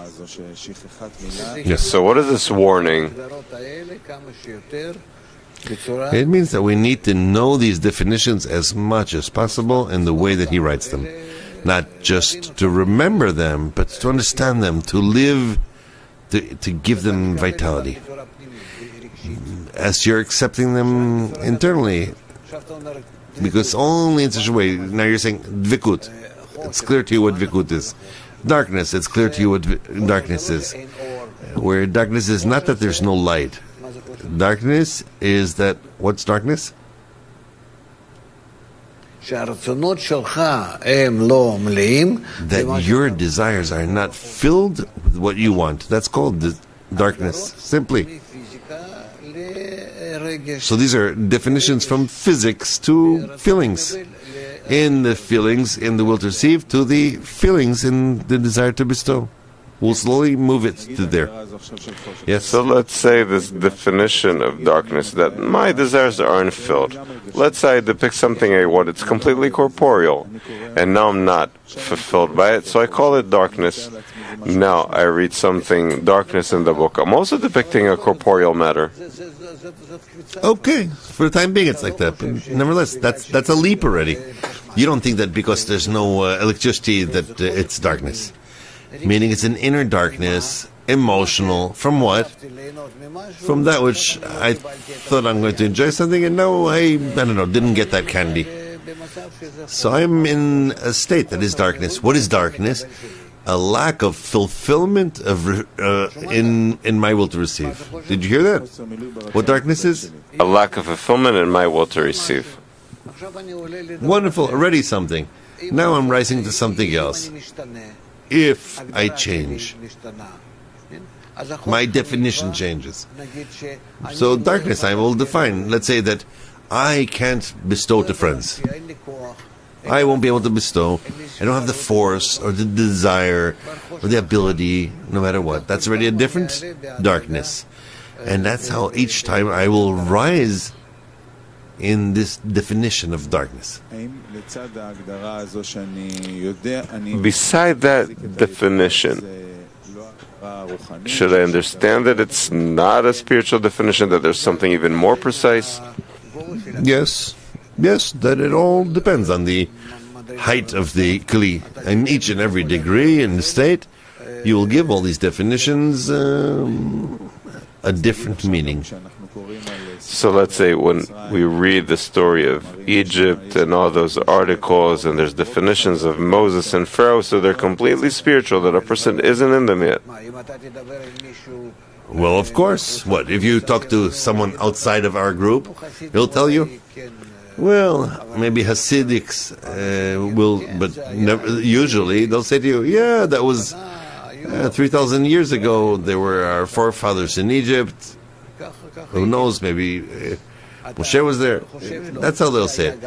Are you thinking like that? No, that was also in Egypt. And it's also, we need to go through all these actions. Right? Yeah. Yes. So let's say, in the near come future, let's say another year or two, it could be before, it could be a little after, you'll say, there was no history, there was no geography or anything, but rather everything is inside our general will to receive. That's how it's hanging down. You'll reveal it. It's not that you'll hear it from me and repeat it. But for now, I have to think that Moses is the point in the heart and all of those explanations. And yes, that's already a state that we need to describe, to depict. To search for it inside. So just to finish this, when we explain this to the general public, these definitions, and tell them Egypt, so don't confuse them, just the will to receive, the will to bestow, kind of like small things. No, but when we say, and the king of Egypt died, so your desires are empty, you can't be fulfilled, and we feel like slaves, and yes, okay. But it's corporeal definitions. It's not what we're speaking about.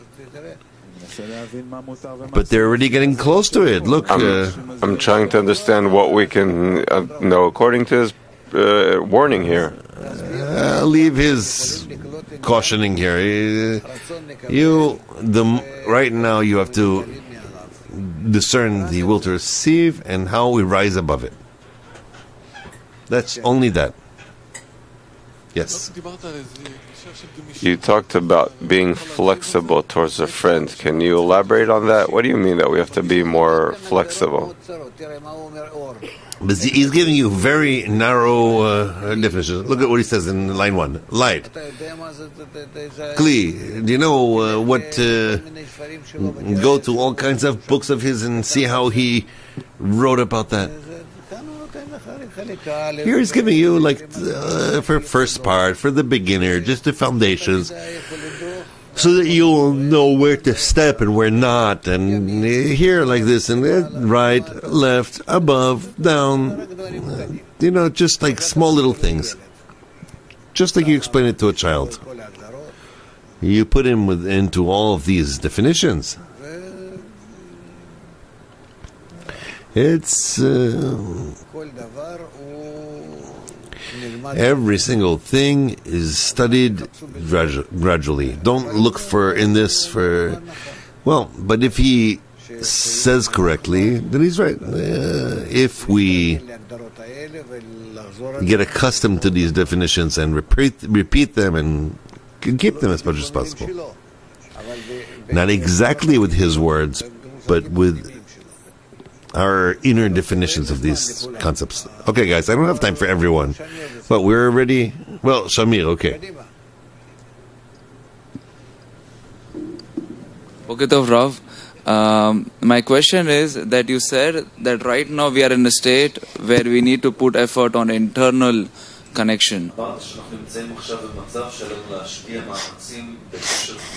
Now, generally, on internal state, I am always scrutinizing to be part of the collective soul, Adam Harishon. But also at the same time, my internal state is the 10. So how do I collect the אין הבדל בין There's no difference. There's no difference between the 10 and the soul and the Marishon. There is none. It's the structure, and only it exists. All the rest doesn't exist. All the rest is just like that. And then you can see that all of this accumulates into the 10. And what the 10 feels, you'll reveal as being the creator. From the connection, you will start to discover the fulfillment of this feeling, and then you also see the reason for this feeling. Inside the feeling, also the cause, the inner point in it, so which is the creator. Every state of the friend in the 10, all the states.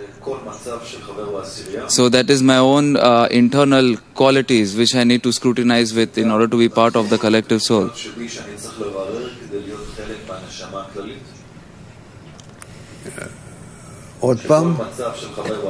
Again? No, I can't know the states of the friends. I'm not going to investigate them.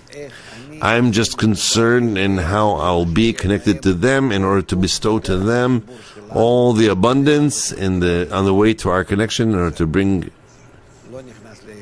a connection between us. That's it. I don't enter into their guts. Going to the next part of the lesson, and we'll sing a song first.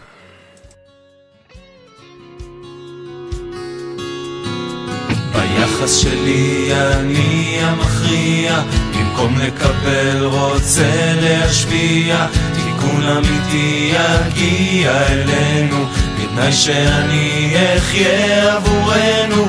אז תן לנו כוח לצאת ממצרים, בלב ובמוח לפנות לשמיים, לבנות השפעה, לפקוח עיניים, לחיות בחברה כמו טיפה בכוס מים. אז תן לנו כוח לצאת ממצרים, בלב ובמוח לפנות לשמיים, לבנות השפעה, לפקוח עיניים, לחיות בחברה כמו טיפה בכוס מים. היחס שלך הוא טוב ומטיב, ורק בזכותך נוכל להשיג, תכונת הבינה אלינו תשיב, נרצה השפעה כמוך נגיב. אז תן לנו כוח לצאת ממצרים, בלב ובמוח לפנות לשמיים, לבנות השפעה, לפקוח עיניים, לחיות בחברה כמו טיפה בכוס מים. אז תן לנו כוח לצאת ממצרים, בלב ובמוח לפנות לשמיים, לבנות השפעה, לפקוח עיניים, לחיות בחברה כמו טיפה בכוס מים. La la la la la la la la la la la la la la la la la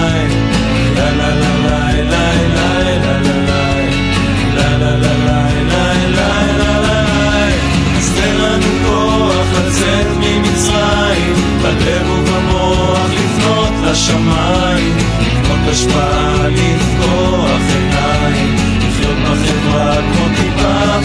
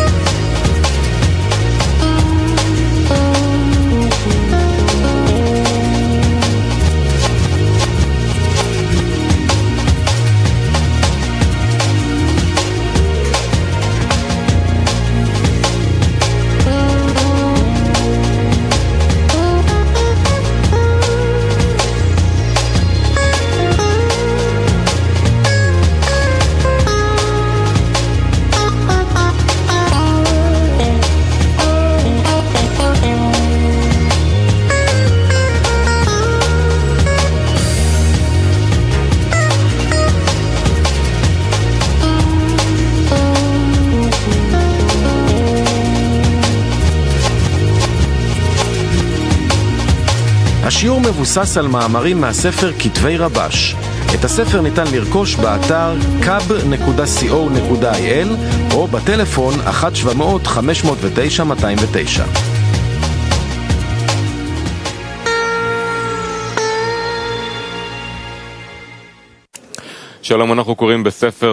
Hello, we're reading the article of Rabash, the need for the need of below. It appears in Rabash volume 3, on page 2080. You may ask questions on kab.tv and selected questions will be aired. We're reading from the book Rabash, Article 921, the need for the action below. They've taken a man to the house of the fathers. The Creator said, "You have done it below, that you shall continue and take the flock, and I will break their strength above. And as you shall do, you shall burn it in the fire, as it's written, that I too will bring it in flames above, in the sea, in the river of flames." And to understand why the Creator needs the action from below, and what is the matter of burning and breaking the force of the klipot above, and what is the force of the sitra achra, we should also understand what it says that Israel did not leave Egypt until they were broken, until they have shattered all the ministers above. And Israel came out of their authority to the authority of the Creator and were tied to it. As it's written, because the people of Israel to me are slaves. What is the meaning that they are slaves? As written later on, that I've taken them out of Egypt, that I've taken them out of a different authority, and I've brought them to my authority. And to understand all of this, it is known that the purpose of creation is to benefit the created beings. And for that, the will to receive pleasure was imprinted in man, and this force dominates man. For that reason, the evil inclination is called king, since he controls, he governs this force, meaning he gives man pleasures, due to which a person becomes enslaved to them, and he is as a slave, and the evil inclination is the king. And this force of bestowing the pleasure is the force of the evil inclination. It is in exile beneath his dominance. And while he has nothing to give to man, then he has no control over man. Likewise, if a person could give up on his pleasures, he then too would not be enslaved to him. Therefore, in the exile of Egypt, while Pharaoh bestowed upon them his pleasures, then they were enslaved to Pharaoh, and they couldn't exit from the exile.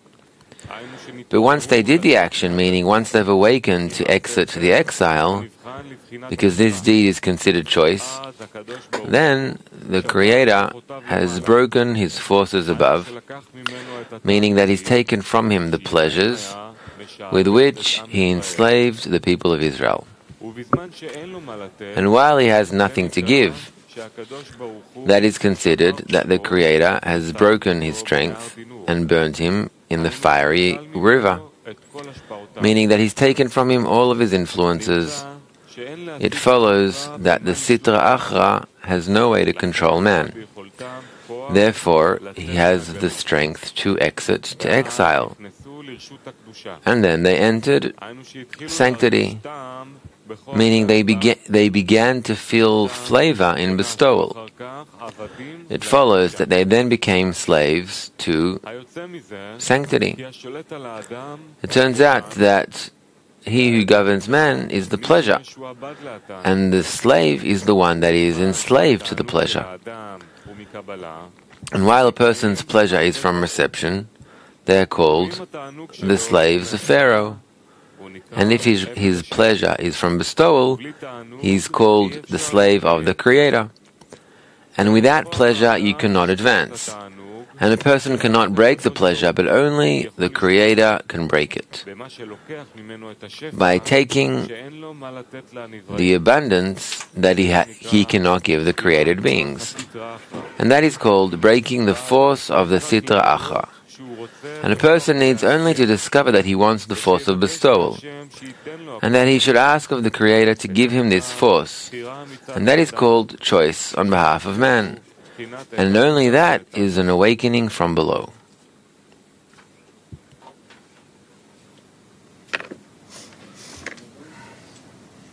Muvan? Understood?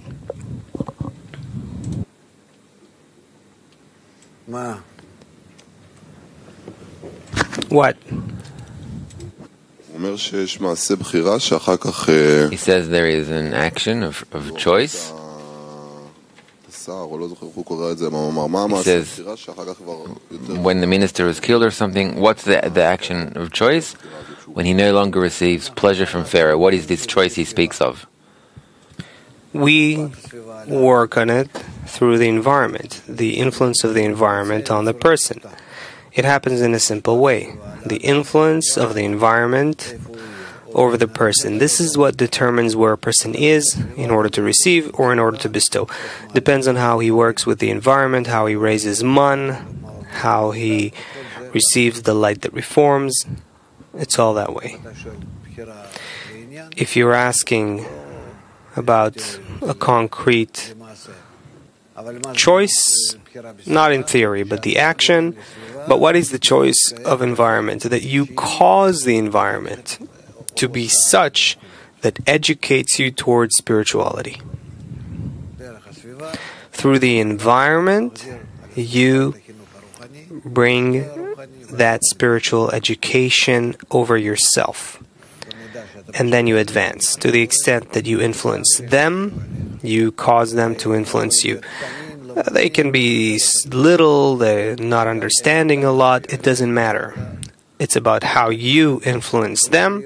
That's what you'll get from them. They could be really not understanding anything about it.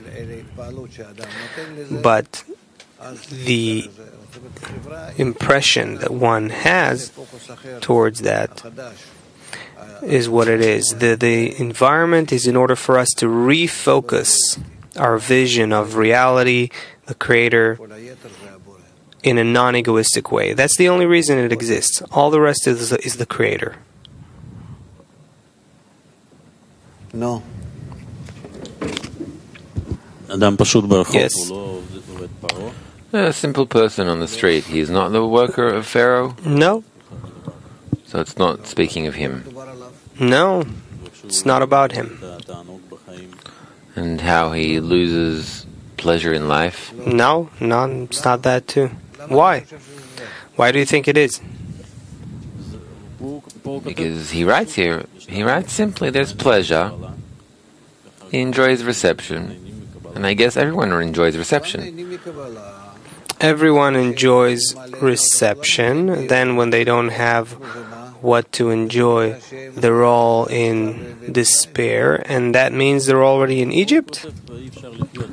No, here he says you cannot live without pleasure. That's clear. That's true to each and every one. But it's not Egypt. It's not the discovery of the states that relate to the Creator. Because the Creator is what you discover in the 10. Inside the group. If they fight to connect, like Joseph's brothers, they hated it, then they did accept it, then they saw that it gives them progress, it's all good and great, then they started feeling a lot of trouble and problems with that, but it's all towards connection. It's only towards connection. Just like that, an individual finding troubles in life, that's an animal, that's a beast. It's not taken into account. It's not connecting with the form of the human. Just understand the spiritual definition. On your own, you're a beast. Working in the 10, you become closer to being Adam, human. And that's what we're talking about. All those ups and downs are with regards to that. As it says, you are called man. Who are you? The one who understands that he needs to achieve that. Wanting it, yes, or more, that's a different thing. But at least understanding, that's the required form. Okay? Good. So no questions. Good. What? So he says here that a person does not have the ability to break the pleasure, but only the Creator can break it. Yes. That he has nothing else to give the created beings. What's this in the work, in the 10, in the group? That we must pray. The group must be unified. In order to find the right goal, the right form they wish to arrive at, and then ask for that. And that's why there needs to be a prayer of many. Why? To pray correctly. Our problem is, on my own, I cannot ask the Creator. It's not going to help. He's not going to hear. That system doesn't listen. If I don't know the right instruction, the right command, or pressing the right button, then it doesn't work. How do you press the right button? After I try to connect with the group, I discover inside of me all sorts of discernments in favor and against this and that. And towards these discernments, I then realize what I need to ask, who to ask from. I have a certain inner depiction of what's going on, because by connecting in the environment that wants it, I understand what unity is. Unity means above all differences. What's it for? To be in order to bestow. It's not about being connected. It's not a matter of connection. It's a matter of in order to bestow. If I try to be in order to bestow, and as a result of this effort, and also as a result of the impossibility of doing that, I need both ends, two things, aviyut, coarseness, and the opposite force. Meaning I'm in the group, I want to connect with them against my ego. I'm willing, I'm wanting, I'm somehow trying, but I can't. So I have a resisting force and an attracting force, a certain attracting force. With both of these, I see I cannot do it. The children of Israel sigh from the work, and then I cry and receive help. It's all inside the 10. Otherwise, how will we make these discernments? Only inside the 10, only with regard to the Creator. What's the Creator? The Creator is my ideal 10. When it's properly connected, and there's light that fills it, shines in it, and its force is of pure bestowal. And that is the Creator in my eyes. The Creator is, like we read the definition today in test, the upper degree towards me is called the Creator. I did a very special exercise that I care for the friends every day, like to my children. And then I felt that the pleasure from that disappears. There was that good feeling, and then it disappeared. Does that mean that the Creator takes the pleasure? He never takes away the pleasure. He simply adds, increases your will to receive. And then the previous pleasure disappears. In other words, it was egoistic, and the fact that it disappears, it means the Creator increases the will. It's still egoistic. The point is, you were a baby. When you received 50 grams of milk, you're full. Today, if someone gives you 50 grams of milk instead of lunch, will that be enough? No. So the desire has changed. So the light that you had yesterday is darkness today. So every day we make an effort, the Creator breaks the pleasure until we reach... The Creator doesn't shatter any pleasure. He increases your will to receive, making it greater. And you feel it as darkness. And you say, the light went away. The light didn't go away. It's just a new state, a new desire. Look at how humanity today is all in despair and darkness. They have nothing to eat. They've got food. They've got nothing to wear. They've got clothes. Look how much food is thrown away, as well as clothes and everything else.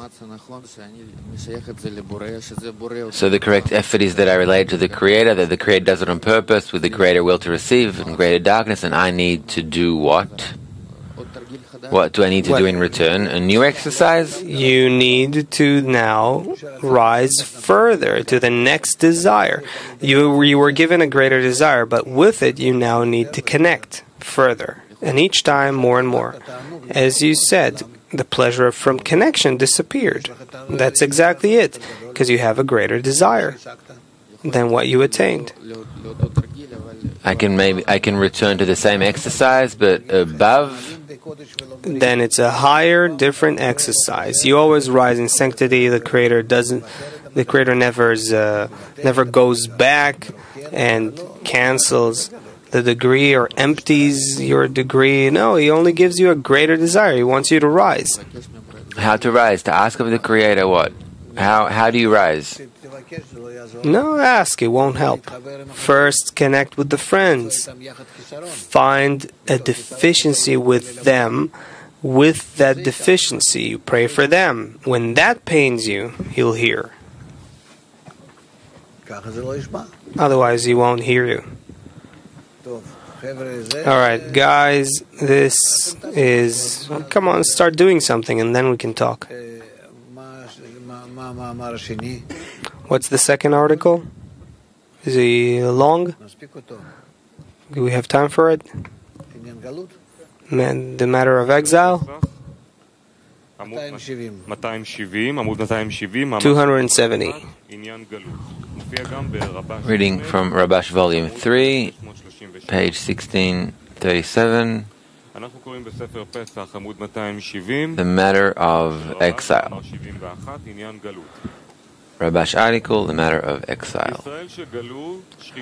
Israel that is exiled, divinity is with them. Which means that if a person reaches a state of descent, then spirituality for him is also in a state of descent. And according to the law that a mitzvah leads to a mitzvah, why does he come to a descent? The answer is that from above he's given a descent, in order for him to feel that he is in exile, and to ask for mercy to be taken out of exile, and that is called redemption. And there cannot be redemption if there is no exile prior to that. And what is the exile? It's being under the control of self-love and not being able to work for the sake of the Creator. And when is self-love called exile? It's only while he wants to exit this dominance, since he suffers torments from not being able to do anything for the Creator's sake. So it follows that when he started working, there must have been some kind of reward and fulfillment, due to which his body agreed to work. And then, when it was showed that there is a matter of working for the sake of the Creator, since a mitzvah leads to another mitzvah, and then he should have asked to be taken out of exile, then he can escape the exile. And how does he escape the exile? By saying that in this work he will not succeed. If so, what does he do? He loses his mind, himself. Meaning he leaves the work and he goes back to the corporeal life, which is in the matter of the wicked in their life are considered dead. It follows that while he should have asked for redemption from exile, he escapes the exile and he loses himself. As it's written, the righteous follow the path of the Creator, the righteous will follow it, and the wicked will fail it. But you should go above reason. And the descent in spirituality means that he has no faith now, but he now needs to give greater work. And the previous state of faith is considered now a descent with respect to this work. Became reason. Again? Maybe read again. Again. 270 in the Passover book, Rabash article, the matter of exile. Israel that have exiled, divinity is with them. Which means, if a person reaches a state of descent, then spirituality too is considered a descent. And according to the law that a mitzvah leads to another mitzvah, why does he come to a descent?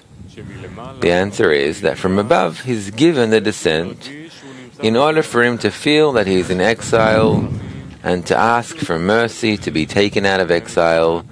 And that is called Geula, redemption. And there cannot be redemption if there is no prior exile to that. And what is the exile? It's being under the dominance of self-love and not being able to work for the Creator's sake.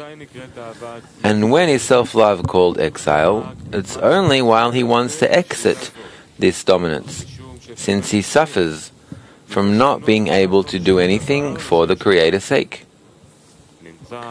It follows that when he started working, there had to be some kind of pleasure and fulfillment, for which his body agreed to this work. And later on, when it was shown that there is the matter of working for the Creator's sake, since a mitzvah leads to another mitzvah, and he had to ask to be taken out of exile, he then escapes exile. And how does he escape exile? By saying that in this work he will not succeed.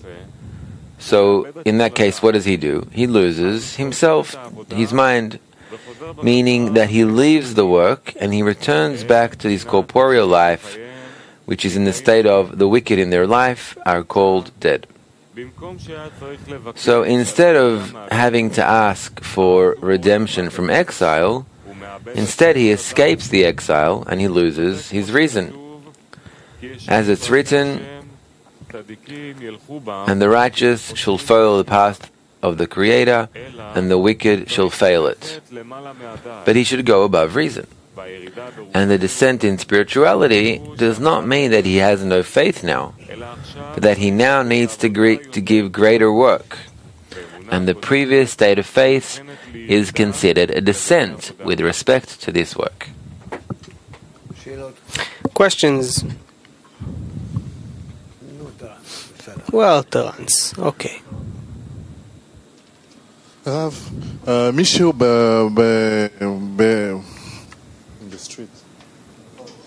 ברחוב הוא בגלות? Someone on the street is in exile? What do you mean in exile? Say that and then I'll tell you. Detached. How do I know who we're talking about? Off the street. Maybe it's Baal Sulam taking a walk. I don't know.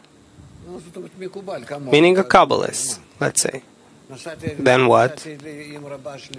When I went with Rabash to some person like that in Petach Tikva, then in Chulon, in various places. People you can't say in any way that there are Kabbalists. In Rehovot I went to Rav Mahbud.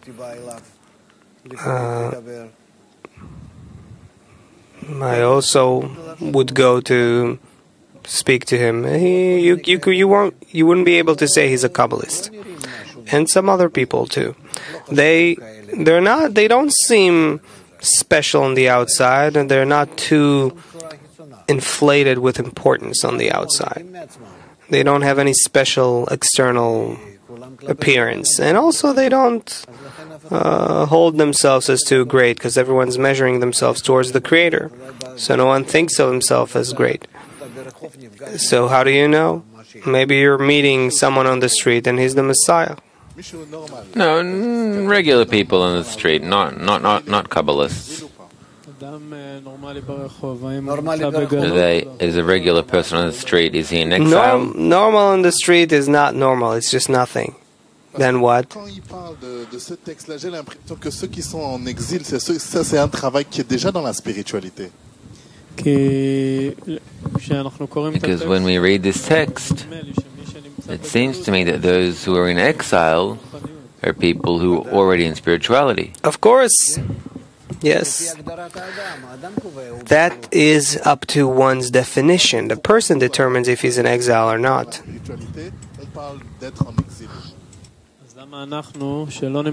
So why do we that are not in spirituality, why are we speaking of being in exile? Why exile? You lack that? You need, if you lack spirituality to the point that you only want spirituality, spirituality is what? In order to bestow. Loving everyone, loving the Creator. That spirituality, and I so want it, but I can't. Then I feel in exile. Yes? Is this us? I don't know, it's us. Ask yourself. I want it. Sometimes I want it, sometimes I don't. So Right. So give me, why not? Sure. How to be in exile? By a lot of efforts. Only by the light that reforms. Gradually, you see that the Creator puts them in Egypt and takes them further and further into a point where they say, that's it, at the end of exile, at the end of Egypt, we're in slavery, we cannot continue that way, we're better off dead. It's so bad that they're willing to run away from whatever goodness they may have there. And then they're told, no, wait, it's not it yet. You have to cross the Red Sea, and you have to take the long route, not the short one, through the desert, and so forth. Rav. Yes.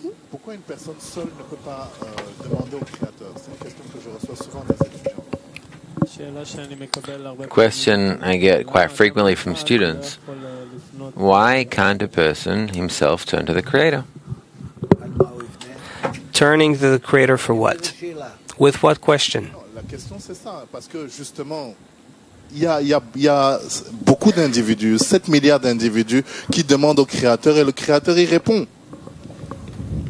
That's the question, because there are 7 billion individuals turning to the Creator, and the Creator isn't responding.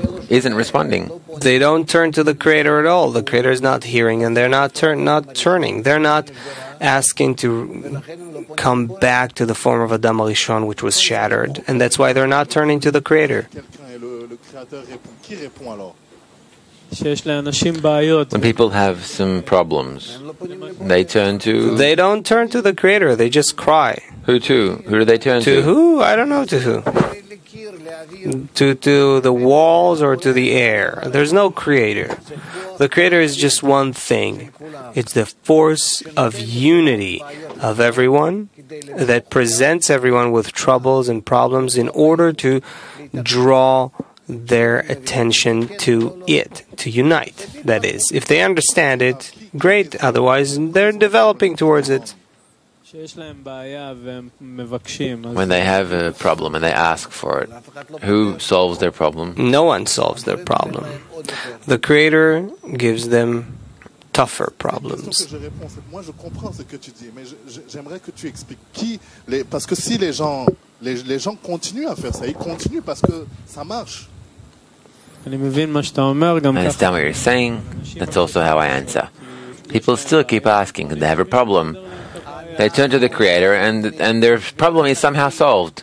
We come from the shattering of a Kli called Adam, and all we can do to be better off is one action, to try to reconnect with that Kli. That's it. All the other actions are in vain, are futile, are nothing. They only cause us damage. Why? To show you that you're wrong. So I don't know how to say it. I remember this was tough for me too. I'm not a people's guy. I'm not a, don't like socializing and not all that. Also, I saw the same thing with Rabash too.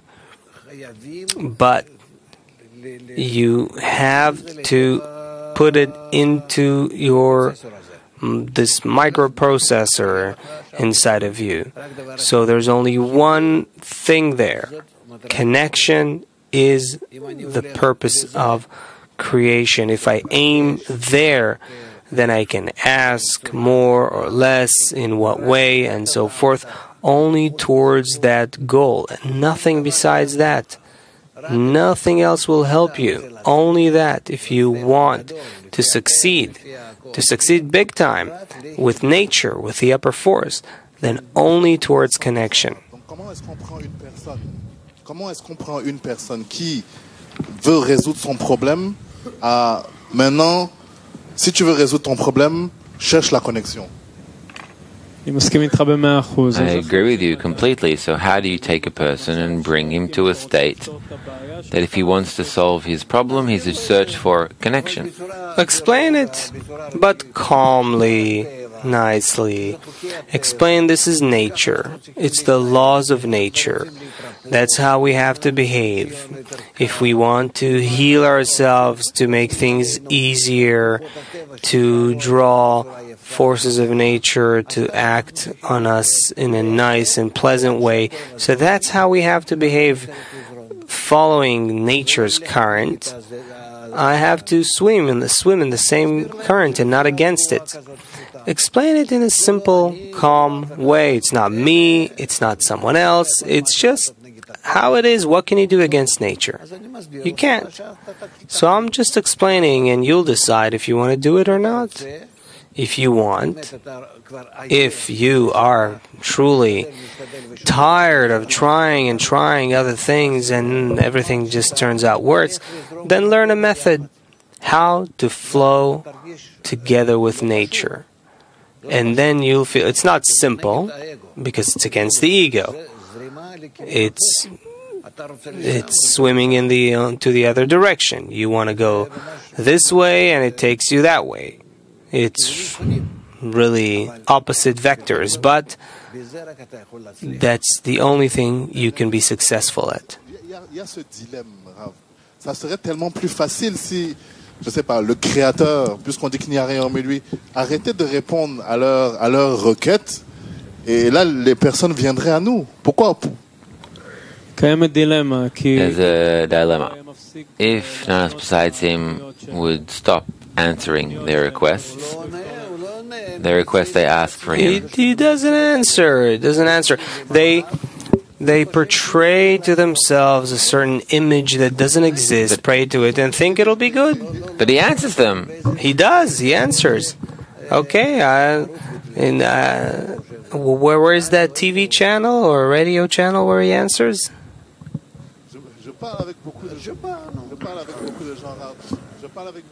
Je pas. Les gens ont encore cet espoir que non. Moi, je parle de l'Afrique, ok? Je parle de l'Afrique. Les gens ont encore cet espoir que non. Ils se tournent vers Dieu et Dieu répond à leurs questions. Que non, Dieu va faire. I'm talking about Africa. They still have this faith that if I turn to God, then God will do. What can I do? That's not just in Africa, it's all over the world. Even people who are non-believers, whether it's Judaism, Christianity, Islam, or other, whatever, 1,000 other belief systems from the East or from Africa, it doesn't matter.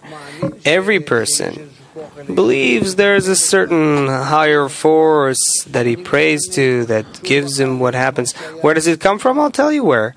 When he cried to his mommy when he was a little boy, then instinctively he cried towards the caregiver. And now mom is not there anymore, or he grown up, and now he's an adult, and he continues to have that cry from towards nature. That's it.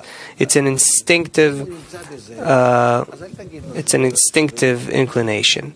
But if they have that, Don't tell them it doesn't exist. At least, let them have that little thing. Don't put an obstacle in front of a blind man. Let them be that way. Okay, now sit down and summarize the lesson or the daily task. All right, daily task is coming to us from the UK. Every 10 reads together the article. What is every 10 reads together the article? What does it mean that before the Egyptian minister fell, their outcry was not answered in the work? And speak of this article throughout the day. Zohar lesson. You're all invited to the Zohar lesson live 6 p.m. Israel time. It is broadcasted on Facebook Live.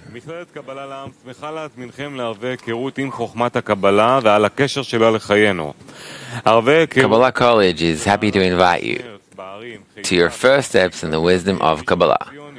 Come and learn the tools that will enable you to direct and organize your life. For details and enrollment, call 1-700-509-209. All together as one. Kabbalah La'am Congress in North America. We invite all of our friends and students to a Congress in North America, May 3rd to 6th. To get your tickets, go to one.kabbalah.info. Now, each friend writes a summary of the lesson on a piece of paper in a few words. We'll dedicate 5 minutes to that.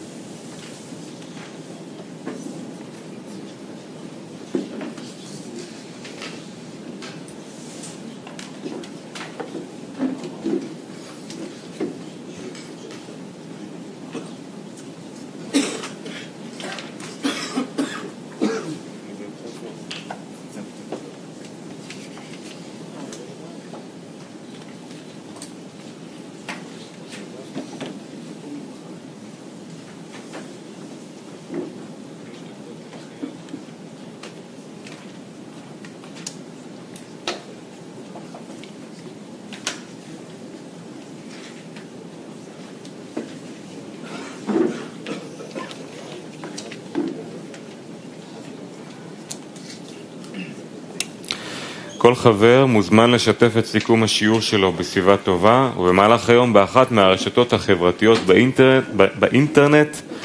Friends are invited to share their summaries on Sviva Tova, KabbalahGroup.info, or on their preferred social network. Let's sing a song. המציאות חולפת ואני עכשיו חושב מה ייתן תקווה ויסלק את הכאב יוצא אל הרחוב מתערבב בתוך כולם מי צריך את מי יותר אני או העולם Here we are You should come along With one voice We can spread this song Bring down the walls You know it won't be long When we're together We cannot be wrong Теперь я точно знаю Все мы соединены Любой вопрос решаем, если вместе будем мы. Жизнь она как сказка, если мы одна семья. Бесконечно прекрасный мир и 7 миллиардов я.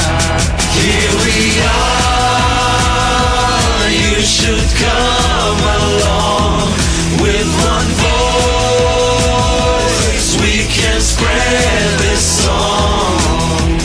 Bring down the walls, you know it won't be long. When we're together, we cannot be wrong.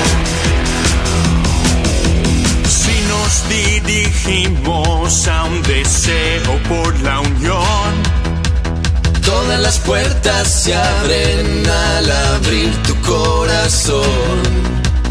Nada es imposible cuando hay fuerza y voluntad. Juntos bailaremos hasta la eternidad.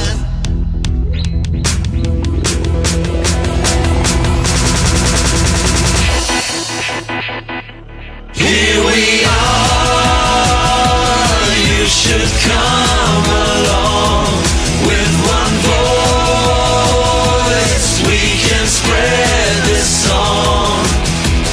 Bring down the walls, you know it won't be long. When we're together, we cannot be wrong. Here we are, you should come along with one voice. We can spread this song. Bring down the walls, you know it won't be long. When we're together, we cannot be wrong. When we're together, we cannot be wrong.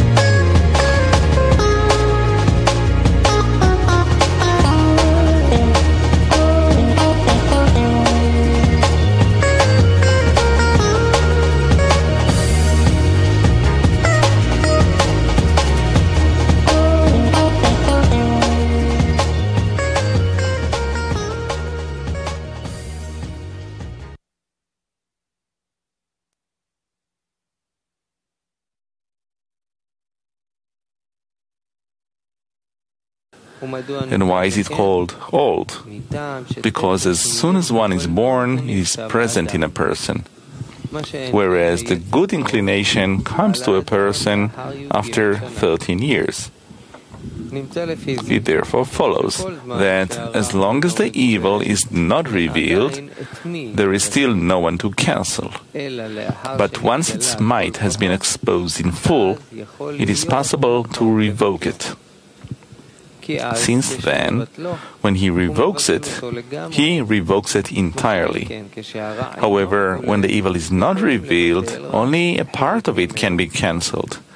And this is not wholeness, since from above, when a person is given something, he is given a whole thing. Otherwise, if one were to be given the power to be able to work for the sake of the Creator, if a bad part that has not been revealed remains in a person, it follows that a part that is bad and is still not revealed remains within a person and works together with the intention for the sake of the Creator. And this is not considered wholeness. This is, as the sages said, anyone who associates for the sake of the Creator with another thing is uprooted from the world. We should interpret this in the work. This means that if a person keeps Torah and mitzvot for the sake of the Creator, but does part of the work also for the sake of the